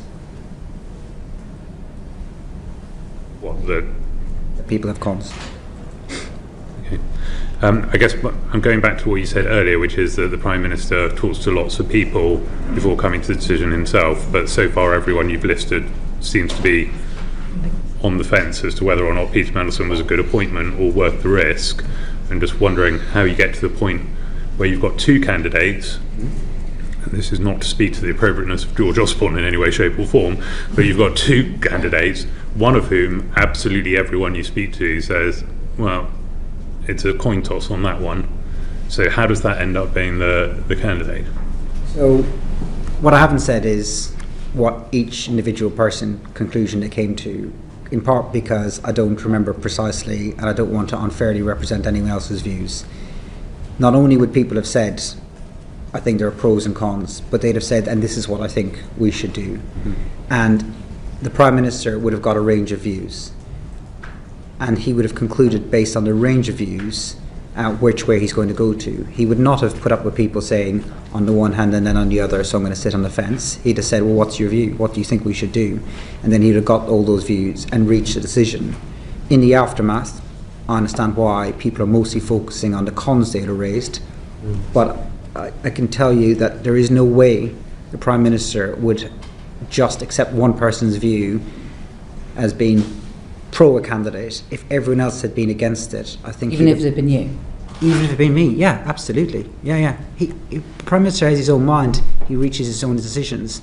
Sometimes he takes advice from me and will go with it, and sometimes when I was there, he didn't. And all these other people that you're talking about are close confidence to the Prime Minister, people who he's judgment, who he trusts and respects. People like Jonathan Powell, people like David Lammy, these are senior staff that he has in Number 10. These are people who he takes very, very seriously. And sometimes as an advisor, you make advice and the Prime Minister goes with you. And that's what happened this time, and I'm taking responsibility for that advice. There was other times where I'd say, I think we should go in this direction. And the Prime Minister would say, no, I've got a different view, I've got a different candidate, or I don't like your candidate, and he goes in a different direction. In a situation where I want to go in one direction and senior cabinet members want to go in another direction, he's more likely to weight it with those cabinet members. So it depends on each individual situation. But Keir Starmer is not somebody who just takes one person's view before going with it. He is a considerate Prime Minister. He takes on views. He respects the views of people like the current Deputy Prime Minister, the current National Security Advisor, and his senior staff. And he would have taken those views very, very seriously. Yeah, thanks, Chair. Richard. Thank you, Chair, and thank you, Mr. McSweeney, for coming before the committee today. I'd like to ask a few questions about communication between Number 10 and the Foreign Office. It was rumoured last autumn, that the communication between yourself and Sir Ollie Robbins was assertive, emphatic, sweary even, and you've denied that. How did you communicate to the FCDO the desire from Number 10 to speed up the approval of Mandelson's developed vetting? Thank you, and I'm glad to have the opportunity to answer this. I'm firstly very, very grateful to Sir Philip Barton for what he said about this swearing rumour. It is something that has caused me a great deal of stress for a number of months. I don't know why people do this in politics, put around untrue rumours. They phone lots of journalists, those journalists then phone lots of politicians. That's how rumours get around. It is very, very corrosive. It's damaging for people's reputation, and a lot of people in Number 10 get that, and I think it's unfair for staff who can't speak for themselves. I'm grateful as well to the journalists, the vast majority of whom never covered that story because it wasn't true, and I'm so glad that Sir Philip Barton said today that I did not phone him, that he has no recollection of me swearing at him, and I have no recollection of swearing at him either. I denied it when I was repeatedly asked about it by journalists. Most journalists did not touch the story and showed a lot of integrity on that, and I think it's one of the most corrosive things that happens in politics. So I'm glad I got the chance to set the record straight. I did not swear at Sir Philip Barton. I did not swear at Sir Ollie Robbins either. And in his testimony he said that I didn't call him, I didn't text him, I didn't email him. So I was not talking to Sir Ollie Robbins about this issue, and I have to say that because of what's happened, we're rightly all focusing on precisely what happened with this appointment. But I can tell you, in January 2025, this wasn't one of my most important issues. There was far more serious issues affecting the government and the country in January 2025 than the start date of an ambassador. That wasn't my priority at all. That wasn't the issue that kept me awake at night. And if I was talking to officials at all generally at that level, it wouldn't have been about this issue. What happens, I think it's important that we unpack this idea of pressure, because there's been a lot of conversation about it. There is pressure in government every day, and most of that pressure comes from within inside you. Every civil servant, minister and SPAD I worked with woke up every morning feeling pressure to make the country better, wanting to move faster. The challenges the country face are great. That's where the pressure comes from, and rightly so. And Number 10's job in all of this is to make sure that the Prime Minister's decisions are acted quickly. But there is a real difference between asking people to act at pace and asking people to lower standards. And we never did that. We never asked people to skip steps at any part of the process. I didn't speak to, I don't think I spoke to Ollie Robbins about the appointment or the start date. I think I had a conversation, at least one, maybe two, with Philip Barton, but it was on a wider Zoom call. As he said, it wasn't on a phone call, but it was all about, can we do this at pace, not can we do anything improper. And I mean, accepting the point that your communication wasn't directly with Sir Ollie, we know from Sir Ollie's testimony that there was communication from Number 10 to the Foreign Office, even if it didn't include you both individually. And so who in Number 10 was applying this pressure that Sir Ollie described? So the private office of Number 10 chased the appropriate department every day on decisions that the Prime Minister would have made. There would have been occasions where I'd have asked, where are we with this decision? But as a priority of Number 10 of our daily meetings, the start date of Mandelson was not something that was regularly on the agenda. It would have been sometimes. So what happens is the Prime Minister takes a decision, and then the private office will chase another private office. If it's a political issue, if there's a political barrier, then SPADs will chase SPADs, or occasionally it might elevate to talking to ministers about what's going on in the department. But in this case, the Number 10 private office would have chased the Foreign Office private office to see when this was happening. But none of the chasing would have been asking to skip steps, and I think that's very important, because we're talking about national security. And every single person that I worked with in Number 10 took national security very, very seriously. Everyone there knew what was at stake with national security and would not have played hard and fast with national security. I just want to repeat back to you a couple of lines from Sir Ollie's testimony to this committee last week. He said, "My strong sense that there was an atmosphere of pressure and a certain dismissiveness about this DV process." And separately he said, "Throughout January, honestly, my office and the Foreign Secretary's office were under constant pressure." Do you refute that? Like I said, I'd like to unpack the two elements of pressure here. We're under pressure to try and get decisions implemented.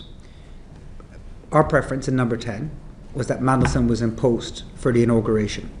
And we wanted him in post for the inauguration because there was an opportunity to get to meet the new incoming administration and other key figures in DC.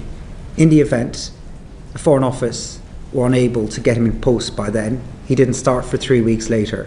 So they couldn't deliver on that timetable, and it wasn't the end of the world for us. It wasn't a big deal. Our preference was the 20th of January. I believe he started in the 10th of February, sometime around then, 2 or 3 weeks later. So we didn't get the timetable that we wanted, but we wanted it to be done quickly. But I worry that this conversation that's happening, and it's right that it's happening because people need to understand what's happening, is bringing two things together that are completely separate. Yes, we wanted it done quickly, but at any point in number 10 did I witness anyone being dismissive about DV or national security. That pressure around the timeline may have been misinterpreted as pressure for an outcome.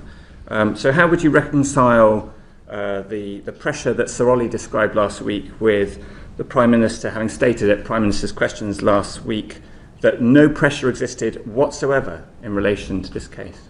The Prime Minister was saying there was no question, there was no pressure in relation to vetting. I don't think I ever had a conversation with a senior official about anyone's vetting. As Ian Collard said in his letter, he didn't think it had any impact on the outcome of their vetting.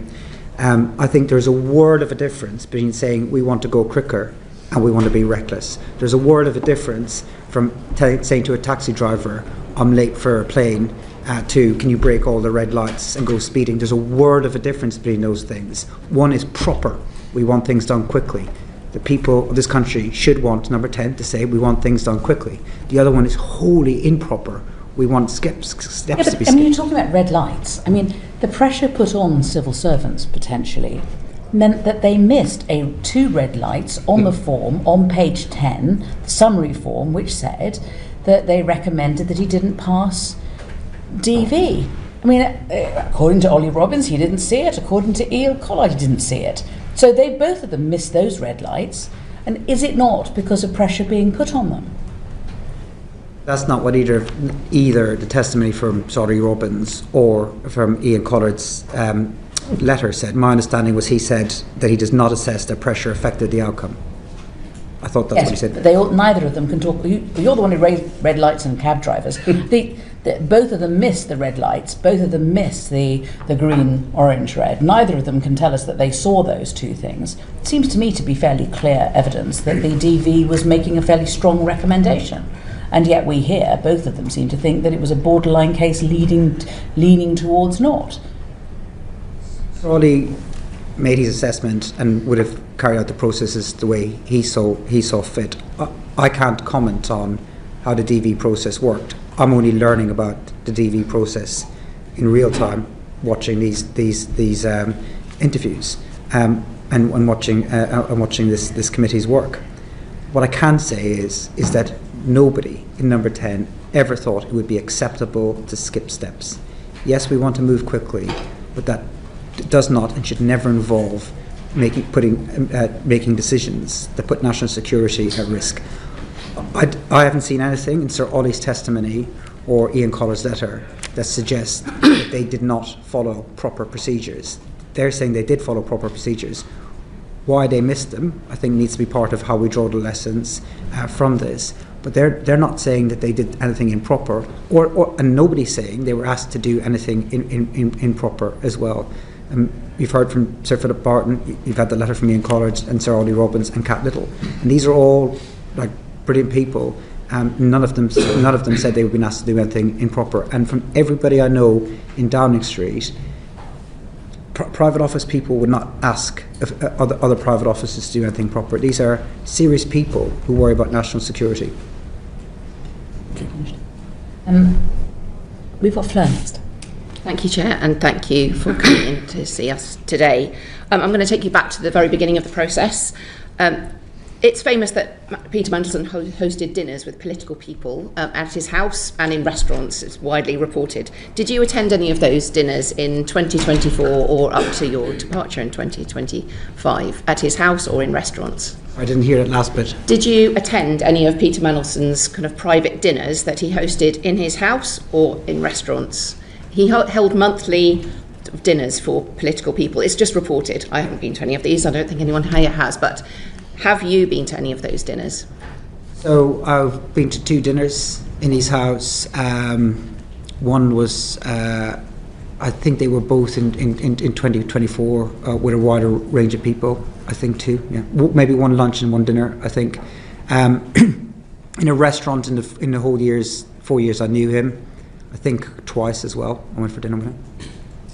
Thank you. And we're trying to get to the bottom of who really proposed Mandelson's appointment.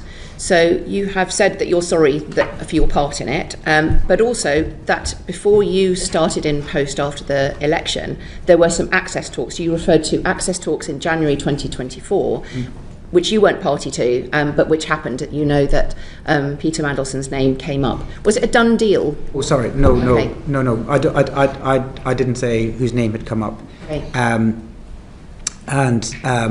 So I spoke to Simon Case, Yep. trying to piece together what happened, and he he said, I said to him, I recall there being a sense that we always seem to have wanted a political appointment. And I said, when did you first remember this? And he said January, February 2024, that Simon Case asked the Prime Minister's access team what they thought about the US ambassador. They were replacing Dame Karen Pierce. They were thinking about who to replace her with and what the process was, and Simon Case was informed that the Prime Minister was minded to make a political decision, but as far as I know, Mandelson's name was not in that.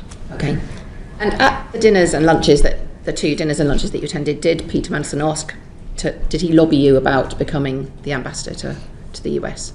So he did lobby me, but not on either one of those dinners. One of those dinners was after he was ambassador, and I should say also I had dinner when I went to the US in the embassy. But he did lobby me, but I don't think at the dinners, no. And the process you've talked about with George Osborne and Peter Mandelson were the 2 names in play. How far did the process of George Osborne's potential appointment that then didn't lead on, go? Did he have due diligence assessment made of him? Yes. And what was the outcome of that due diligence then? Was that the important factor between the 2, one going before another? That wasn't the important factor in my recommendation, no. I don't. I can't remember what the due diligence said for George Osborne, but it was carried out. I spoke to both of them, and the Prime, and yeah, I think it was similar. Okay, and your due diligence meetings with Peter Mandelson, and you subsequently asked for more in writing. How many times did you meet him, or how long were your meetings with him for the due diligence? None. The due diligence report was carried out by PET. All by PET, and by writing to you? No. So PET carried out the process. Like I said in my resignation letter, I think there's a lot of lessons to be learned from this, and I think that the way that whole process works isn't up to it. I think there should be, as default, an interview with the candidates for something like this. There wasn't. I was given a report, or the Prime Minister was given a report by the Propriety and Ethics team, which was the due diligence report. That was conducted by them without any involvement of me. They gave that to the private office. I then followed up with some questions, but apart from that email, that was the only part I played in it. So that was the due diligence report that's now in the humble address papers that we've all seen. Is that the report you're Mine talking is about? my email. Isn't it? Okay. Do you think the violence against women and girls aspect of this, and I absolutely appreciate you talking about the victims and survivors of Epstein right at the beginning of that, they are very much, and I think I can speak for the whole committee, on our mind as well. Do you think the violence against women and girls aspect of this, the relationship with Epstein, was downplayed during those conversations that you had with the other people advising the Prime Minister and with the Prime Minister at that time? I think it should have been a lot more to the fore, and I know it's something the Prime Minister takes this issue very, very seriously and has done for a great number of years, and I think it should have been way more done so at the time, is my view. But my understanding of the nature of the relationship that Mandelson had at that time, not what I now know, was that he wasn't somebody who had defended Epstein. He wasn't somebody. He was very apologetic from having made contact, kept contact with him. He was very regretful for it. But I think it should have been. I do agree. It should have been much more to the fore at the time. I know you weren't there in the interview. Do you think he was asked enough open questions, or the ability to give the full extent of his relationship? There's no doubt he was. At a lot of stages. I mean, this was somebody who was in the public eye. There is no doubt. And finally, for me, about the documentation of this process. Decisions of this magnitude should not be done informally, kind of on the sofa. At previous committee sessions, members, we have become aware of a lack of some of the papers, and today it's been referred to the Prime Minister receiving a lot of views. We don't have any paperwork of that. The Foreign Secretary being involved a number of times. We don't have record of that. We don't have record of the George Osborne side of this, and there are other parts. Do you accept that this was not documented well, and why do you think that is? Yeah. So I think government is conducted with conversations as well as papers. Prime Ministers should be able to phone people up and say, what do you think about something? I think it's right that decisions are recorded. It's difficult for me to say what's the appropriate level of recording the decisions and the minutes, because it's not where my expertise is. I think there certainly needs to be enough that people can see enough of a paper trail, but I also think it's appropriate for the Prime Minister to say, look, I want to get someone's views, I want to have a conversation with them, but those conversations are not the same as where he makes the decisions, and I think there needs to be enough recording around those, but it's not my area of expertise. That sounds great, except that the decisions themselves weren't recorded. That's the point. You know, so, and I come back to the point, I mean, I know you say it's all the civil servants' fault and not yours, but you were in charge of that office where they weren't recording decisions being made. I think they were recording decisions being made on a pretty regular basis. Just haven't told us about them. I saw regular paperwork on a whole bunch of decisions. If I've in any way slighted the people I worked with in number 10, please forgive me, because these were the most wonderful people, very serious people. I'm sure they were, but I just want to see I just want to see evidence of decisions being made in relation to Mandelson and how those decisions were made. And we just, we have the humble address, we have all this paperwork coming out, we haven't seen any evidence of how these decisions were made. We're having to take the memories of witnesses that, as we can see, are different. Anyway, I'm sorry, Edward, you have another question. Sorry, Chair. Yeah, I just wanted to return to your original questions at the opening, which is when you're talking about the timeline and that prior to coming into government, in meetings with Simon Case, you're saying that the Prime Minister is already minded to make a political appointment. And according to what you said at that point, no names were being discussed. But why was the Prime Minister already thinking about making a political appointment when, to this particular post, when we didn't know the outcome of the election, there was somebody good currently doing the job and a shortlist process for a diplomatic candidate had already been run? What is the logic to saying that job there I might make a political appointment to? So I don't think I said there was no names being discussed. I don't know what names Simon Case did discuss. That I just don't know, because I wasn't in that conversation. In January 2024, in February 2024, my total focus was on the election, and I was very reluctant to have any conversations with anybody about who would do what job if we won the election, because I didn't like that kind of talk. That's fine. I'm just wondering why already, prior to the election, is that there is going to be a political appointment? He didn't discuss it with me. I wasn't intimately involved in preparation for government work. I didn't have a view. I don't remember even having a view of it at the time. The Australians did something similar with Kevin Rudd. I don't know where the origin of that idea came from. Because to the Chair's point about this looking like it was a railroaded decision, you've already got, prior to the election, the PM identifying that position as somebody who wants to make a political appointment to. You've then got two candidates, and again, not to speak to the suitability of either of them, but one of them is a friend of Jeffrey Epstein. I'm assuming the other one isn't. And everyone you speak to is giving you pros and cons as to is the other one actually a stooge? Is George Osborne just on there as so that you've got a tick box exercise? There are two candidates, because you've gone through this entire process ignoring all of the red flags, with all of the due diligence, with every conversation with every single person saying, well, it's a difficult decision. There are pros and cons to that one. Are they also saying there's pros and cons to the other one? And does it not just come down to which one is a friend of a paedophile?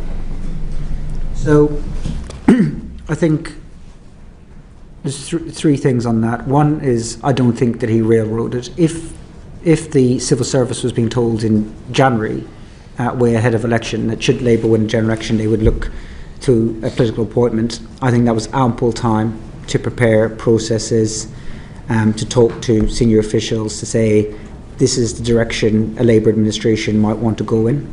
So that's the first thing. Second is that I think if Kamala Harris had won the US presidential election, I think it would have gone to a different candidate. Third is that the nature of the relationship between Mandelson and Epstein wasn't known to us at the time, and that's not the nature of the relationship that we understood it to be. That's not the nature of the relationship that he represented it to be.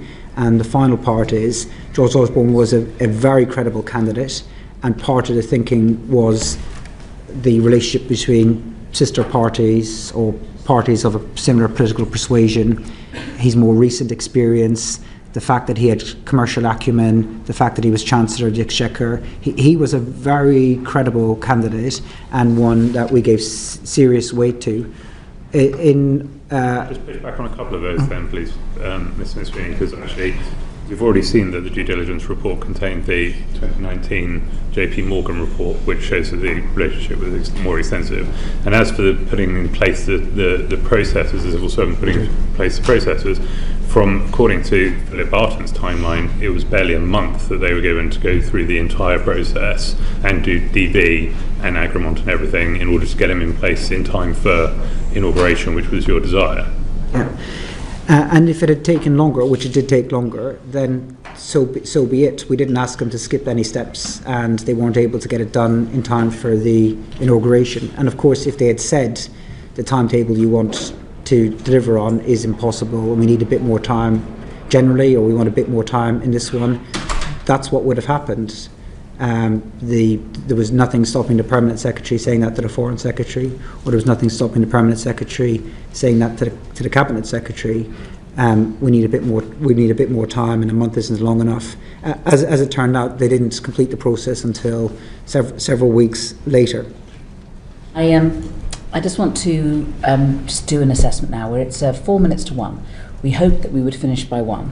I think we're unlikely to now, because I know that everybody is agitating, because they're all thinking actually there are further questions we want to ask. So what I would like to do at this stage is to say we aspire to finish by 20 past. We absolutely must finish by 30:30. And what I'll do is I think take Uma and then Alan and Alex, who I know have kind of quite a lot of some questions of Dan as well, and then I think John and Abdesem and Afra may have follow-ups, but I think we do it that way. So Uma. Chair, thank you. I'd like to put on record that over the past decade I've worked twice with the witness. He's used to robust conversations with me. Hello, Morgan. In your opinion, actually, let me rephrase. Both Sir Philip Barton and Sir Ollie Robbins have said that it was Number 10's decision to announce the appointment of Peter Mandelson before the vetting process.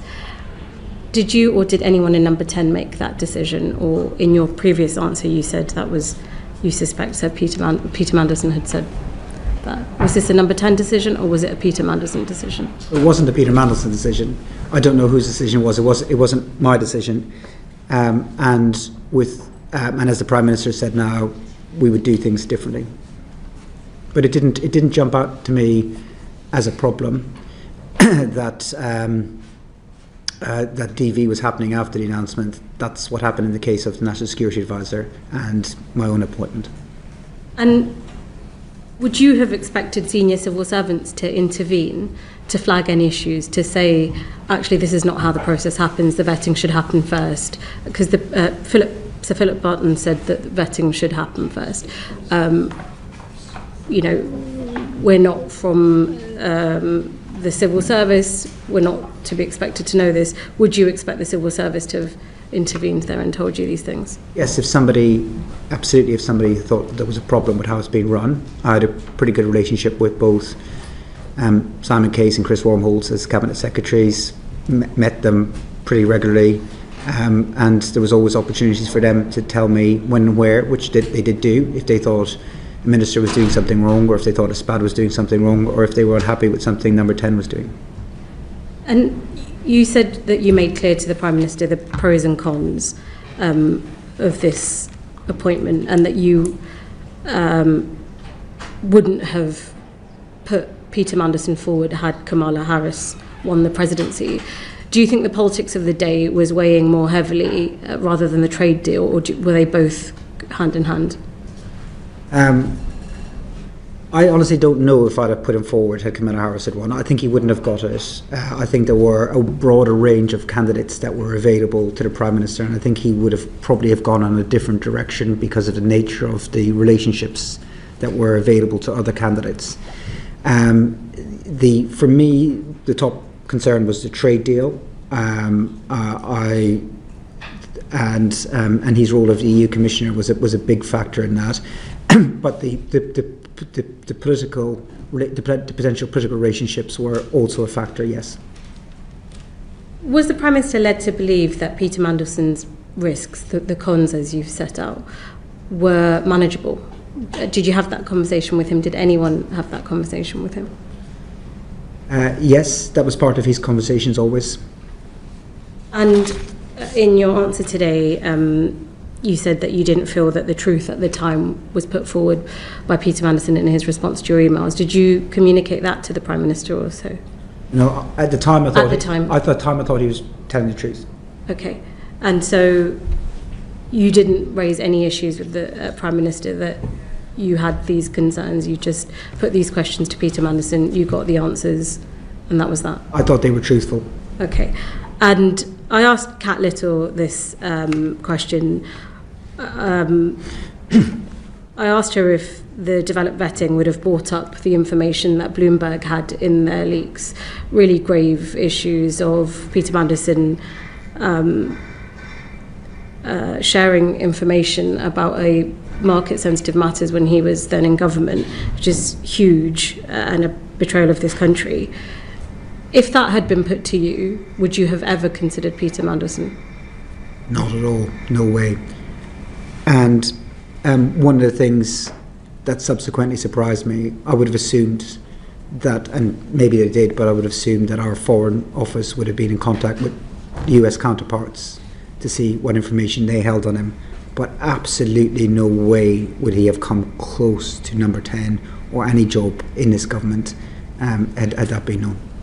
And it looks like you've been following our evidence sessions closely. You've seen these traffic light boxes, the UKSV red boxes. It turns out every stage of this process I've never actually seen the boxes until this was leaked. So it's a bizarre process all round and one that doesn't seem fit for purpose. Had any of these issues been raised with you by the developed vetting by the FCDO, by anybody? Had they been put to you as the Prime Minister's Chief of Staff? No, they're completely compartmentalised from SPADs, and as it turns out, more from ministers than I thought it was too. And I think it's quite right that it's compartmentalised for SPADs. I think that there are clearly a lot of things that need to be learned about how all these things will work, but there is no way that anyone in the Foreign Office would have discussed DV, anyone else's DV, with me at any point.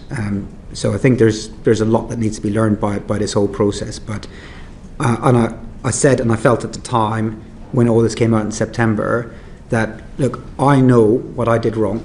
I know the judgment calls that I made that were wrong. I'll live with them for the rest of my life. But as a chief of staff and you're a political advisor, you also relying on the information being presented to you.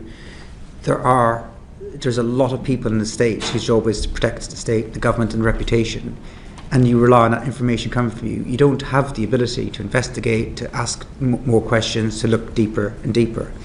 And clearly it didn't work. It shouldn't be reliant on just one advisor giving bad piece of advice and then the whole thing goes wrong. The state needs to be more robust and stronger in all this. And my final question to you, Morgan. Everyone's talked about hindsight. There were lots that were known about Peter Mandelson before this appointment, and I appreciate that you have said that you made judgment call that you've since said is wrong. But there's a very well publicised friendship with one of the world's most notorious sex offenders. How was it that nobody within Number 10 had seen this as an issue that so many of us had an aversion to? What was going on there that this was not the immediate red flag? So I think the thinking was that the time that he was in contact with Epstein, he presented as being an acquaintanceship.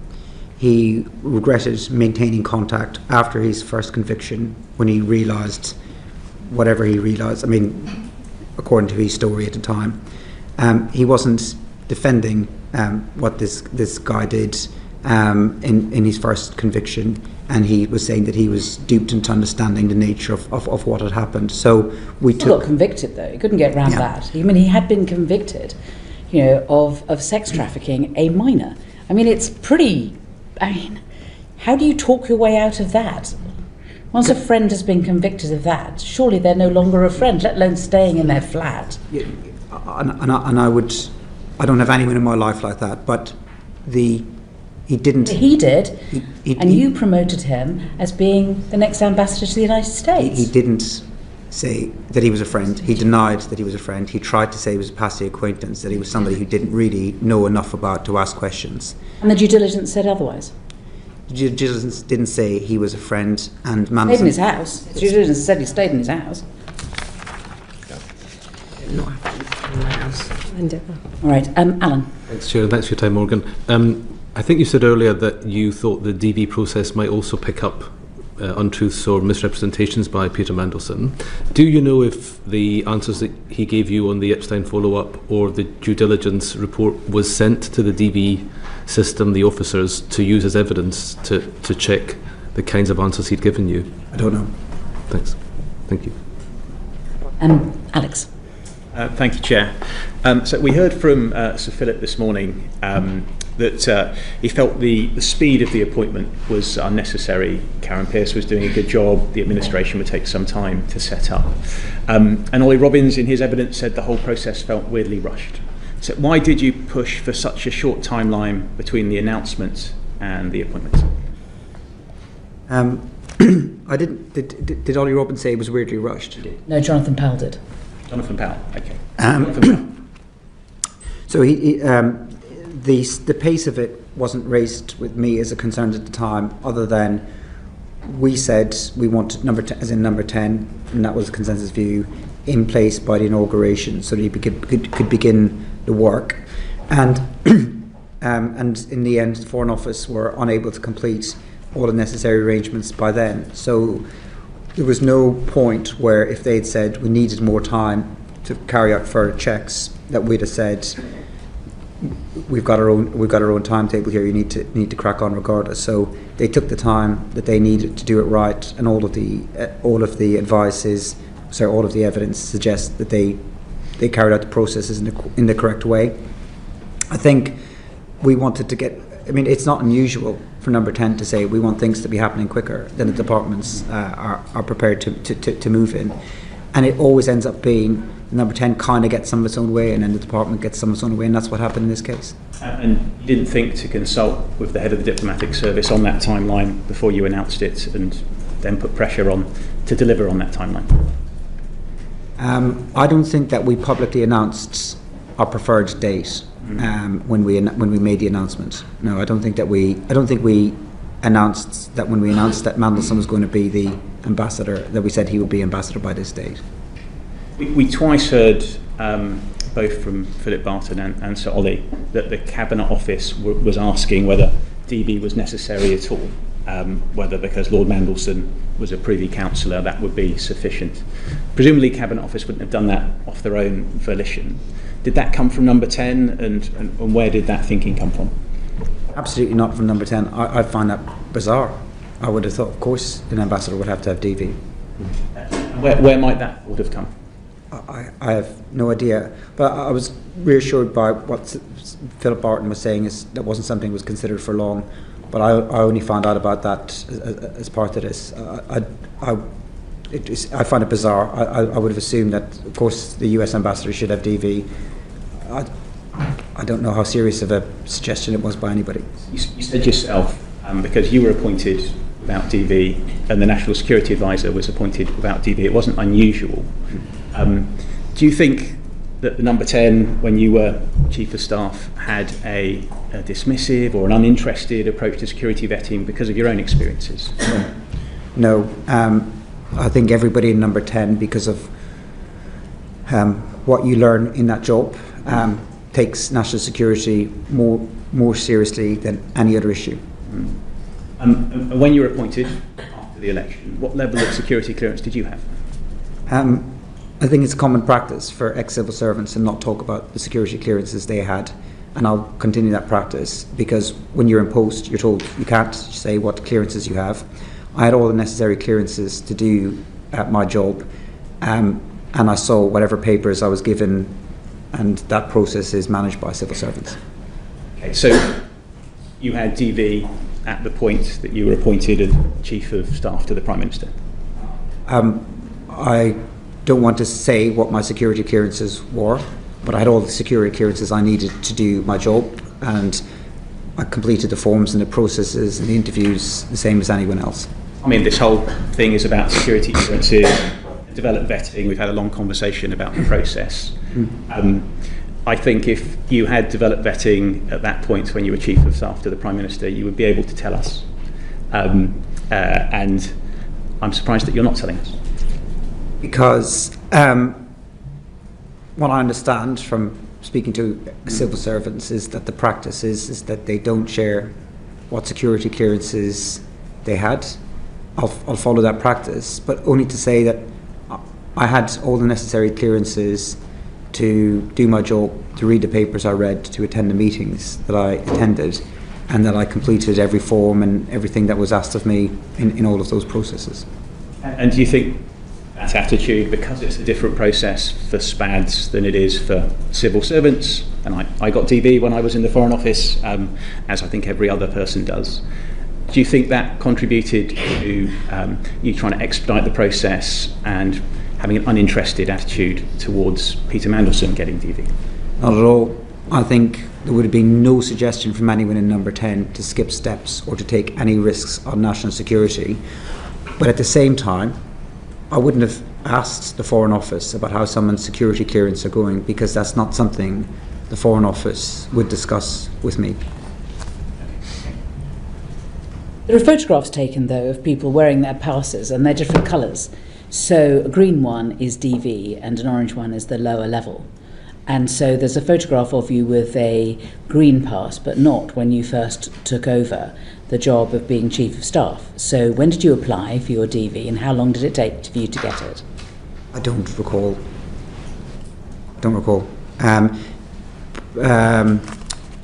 the process as well is driven by how quick people fill their forms in. Yeah. A lot of people take a very long time. Would it be unfair to suggest that you didn't fill in the form straight away? Oh, I don't know. I don't know why you think I didn't fill in the forms. I filled in the forms as quickly as I could. They're quite extensive, and it's not something that you could just sit down in an hour and rattle your way through. And if you don't get it completed, I mean, it takes a long time. But I took all of that side of things extremely seriously, because in order to do my job, I needed to have necessary clearances, and I filled in whatever forms. You also have to gather a lot of information about things. It takes a while, but I always did it as best as I could and as quick as I could. On the 4th of February, Parliament passed a motion requiring the divulgence of all communications relating to the appointment of Peter Mandelson. On 25th of March, you reported that your telephone had been stolen. Now, the Metropolitan Police have released the transcript of the call you made relating to the theft of your mobile phone. You didn't say, "This is the Chief of Staff to the Prime Minister. My government issue phone has been stolen," which one would imagine would have been taken pretty seriously. You just said, "Oh, hello, someone just robbed my phone." Why did you not make it clear that this wasn't just an ordinary theft? This was a phone which was likely to contain highly sensitive information. So the dates are slightly incorrect. My phone wasn't stolen on the 20th of March. My phone was stolen on the 20th of October. So it was 4 months before. I gave up my government phone pretty much as soon as I left. Within a couple of days, I handed them all my kit back to number 10.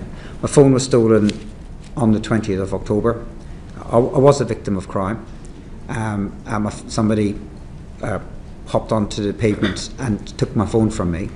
The first thing I did was to try and retrieve it. I tried to chase, which was probably a mistake. The next thing I did was I phoned number 10, and I would have gone with whatever they told me to do. Now, I thought at the time that they would be able to track the phone, and that's what would happen, given, as you say, what's potentially on that phone, and that was my assumption. I then called 999. If number 10 had told me, "You need to tell the police, or you need to tell the call handler what your job is," I would have done so. But otherwise, I didn't do that as a matter of course. I didn't, in any part of my job, go around saying I'm a very serious and senior person. If number 10 had asked me to do that, I would have done that. I also thought, wrongly again at the time, I thought a squad car might come by and I could explain a bit more if a squad car had come by. And then I made further phone calls to number 10 where I'd hoped that they could track the phone and I could tell the police where that phone was. And like you and like everyone else kind of reading about this, I was quite surprised by how limited the security is around Chief of Staff's telephone. One of the reasons the squad car didn't come round may be because you gave the wrong location. You said you were in Belgrave Street, which the operator interpreted to be in Stepney, and you said he turned left, there's a park on top of the road, and the operator said, "Stepney Green Park, okay?" And you said, "Yeah, he turned left there." No, it wasn't anywhere near Stepney. It was in Pimlico, I understand. So I also said I was in Westminster. So I said I was in Belgrave Street, Westminster, where I think I was on Lower Belgrave Road? No, I think I might have been on Lower Belgrave Street. Okay. So it was some months ago, and I missed the Lower. I didn't see it. I was also missed the operator saying Stepney Park. I was also quite adrenalised. So what happened was I chased the guy who stole my phone as far as I could.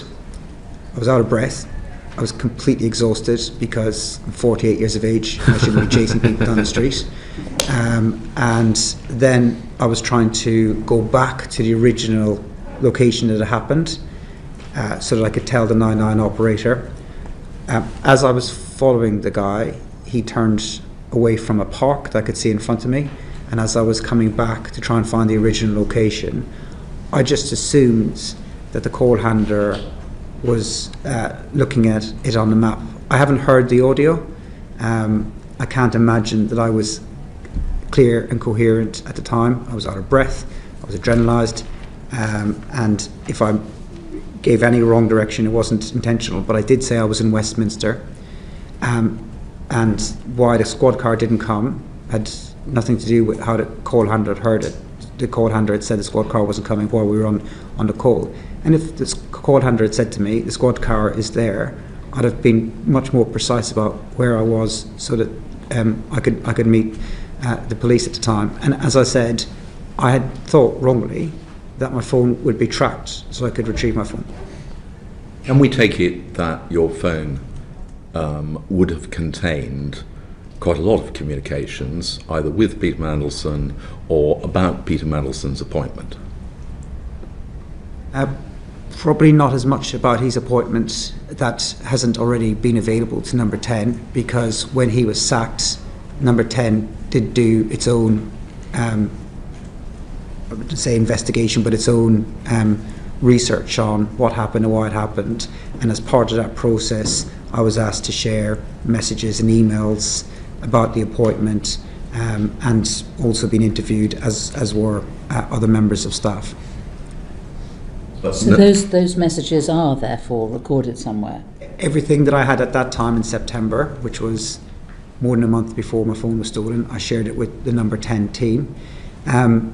Beyond that, any messages that I sent to ministers or staff or officials would still be on their phones. That should be in the humble address material at some stage. Yes. Yeah, I would have thought so. So actually, there is a record, you believe, of all your communications from that phone, which, if relevant, will be released. So I don't think that all of my phone records will still be available, but I don't know what the recipients of my messages have, and they'll have to share their messages too. So I can't tell you what the Cabinet Office have. I'm not in charge of the humble address process, and wasn't when I was there, and I haven't been told by the Cabinet Office what's been released and when, but I gave all of my government kit back to Number 10 when I left.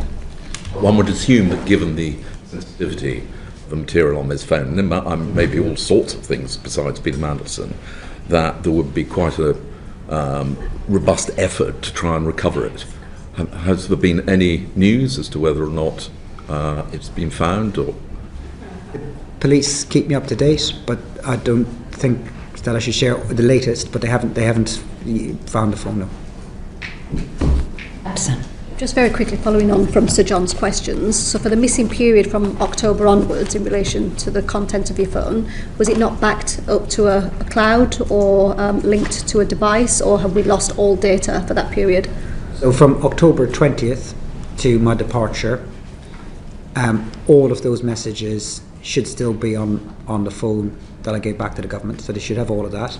For everything prior to that, whatever the settings were on the phone, I didn't change them, so I didn't change whatever default settings people have on WhatsApp. It could be linked to a cloud. It could be backed up somewhere. I don't know. I don't know. My understanding is it's not, that they don't go connect back to the cloud, but whatever the default settings were on my phone, I just kept those. The government phones are pretty restrictive at what you can do as a member of staff with them.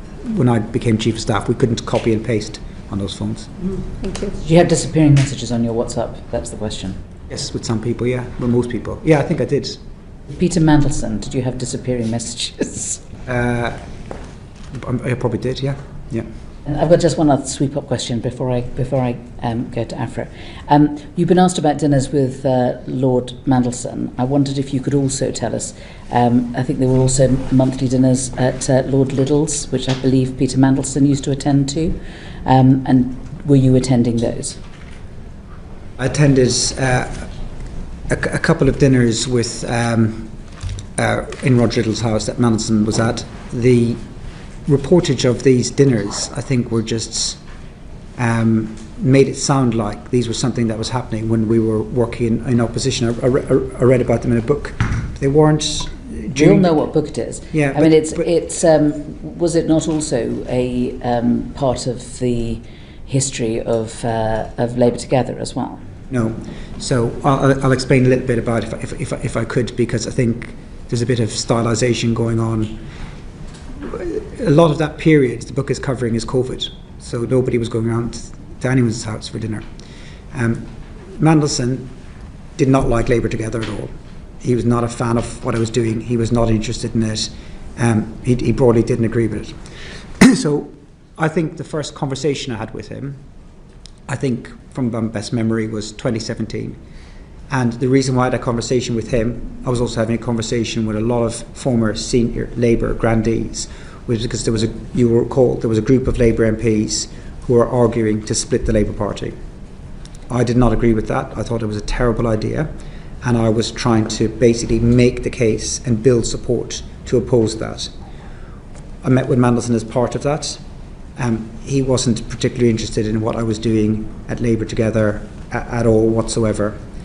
The next time I really started to meet him more was about 2019 at social gatherings, a couple at Roger Little's house, but I didn't really have a one-to-one relationship with him. I don't think he backed Keir Starmer to be leader of the Labour Party. I don't recall him doing so. He certainly didn't. Certainly wasn't working on the campaign. Wasn't donating to the party. So if he voted for him, which he might have done, but from what I could tell, so this sort of mythos that's being built, that he is some sort of guiding hand behind me or my strategies or my life, is not the case. I started to try to engage with him for advice in about late 2020, early 2021, I can't remember when I was thinking about how do we win the next general election. I also did so with characters like Margaret McDonagh or Spencer Livermore or people who had run campaigns before, because I wanted to know what a winning campaign would look like, and he had been part of one in 1997, and that's why I engaged with him then. But there was no closeness of a relationship prior to then whatsoever. Thank you. Civil servants, including those in ambassadorial roles, can be eligible for a severance payment when their employment's terminated. Were you aware that Peter Mandelson would receive a severance payment on leaving his role? No. So at no time until it came out in the media were you ever told or aware that he would get payment? You weren't consulted at any stage on the terms of his departure? I wasn't consulted on his departure. I don't know if I was aware, but I wasn't consulted or didn't give a view, wasn't asked for a view. Okay. And were you aware whether others in number 10 were considering whether making a severance payment would reduce the likelihood of Lord Mandelson potentially becoming a public critic of the government? I don't know. His contract is with the Foreign Office. Okay. So you don't recognise the kind of reports that there may have been emails that said that if they paid him off, it would limit his reputational risk?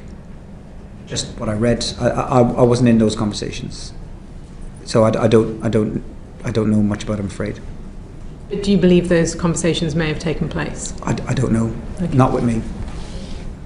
And I think you just got... Just for the record, I attended a dinner at Roger Little's with Peter Mandelson, I believe after he was appointed ambassador.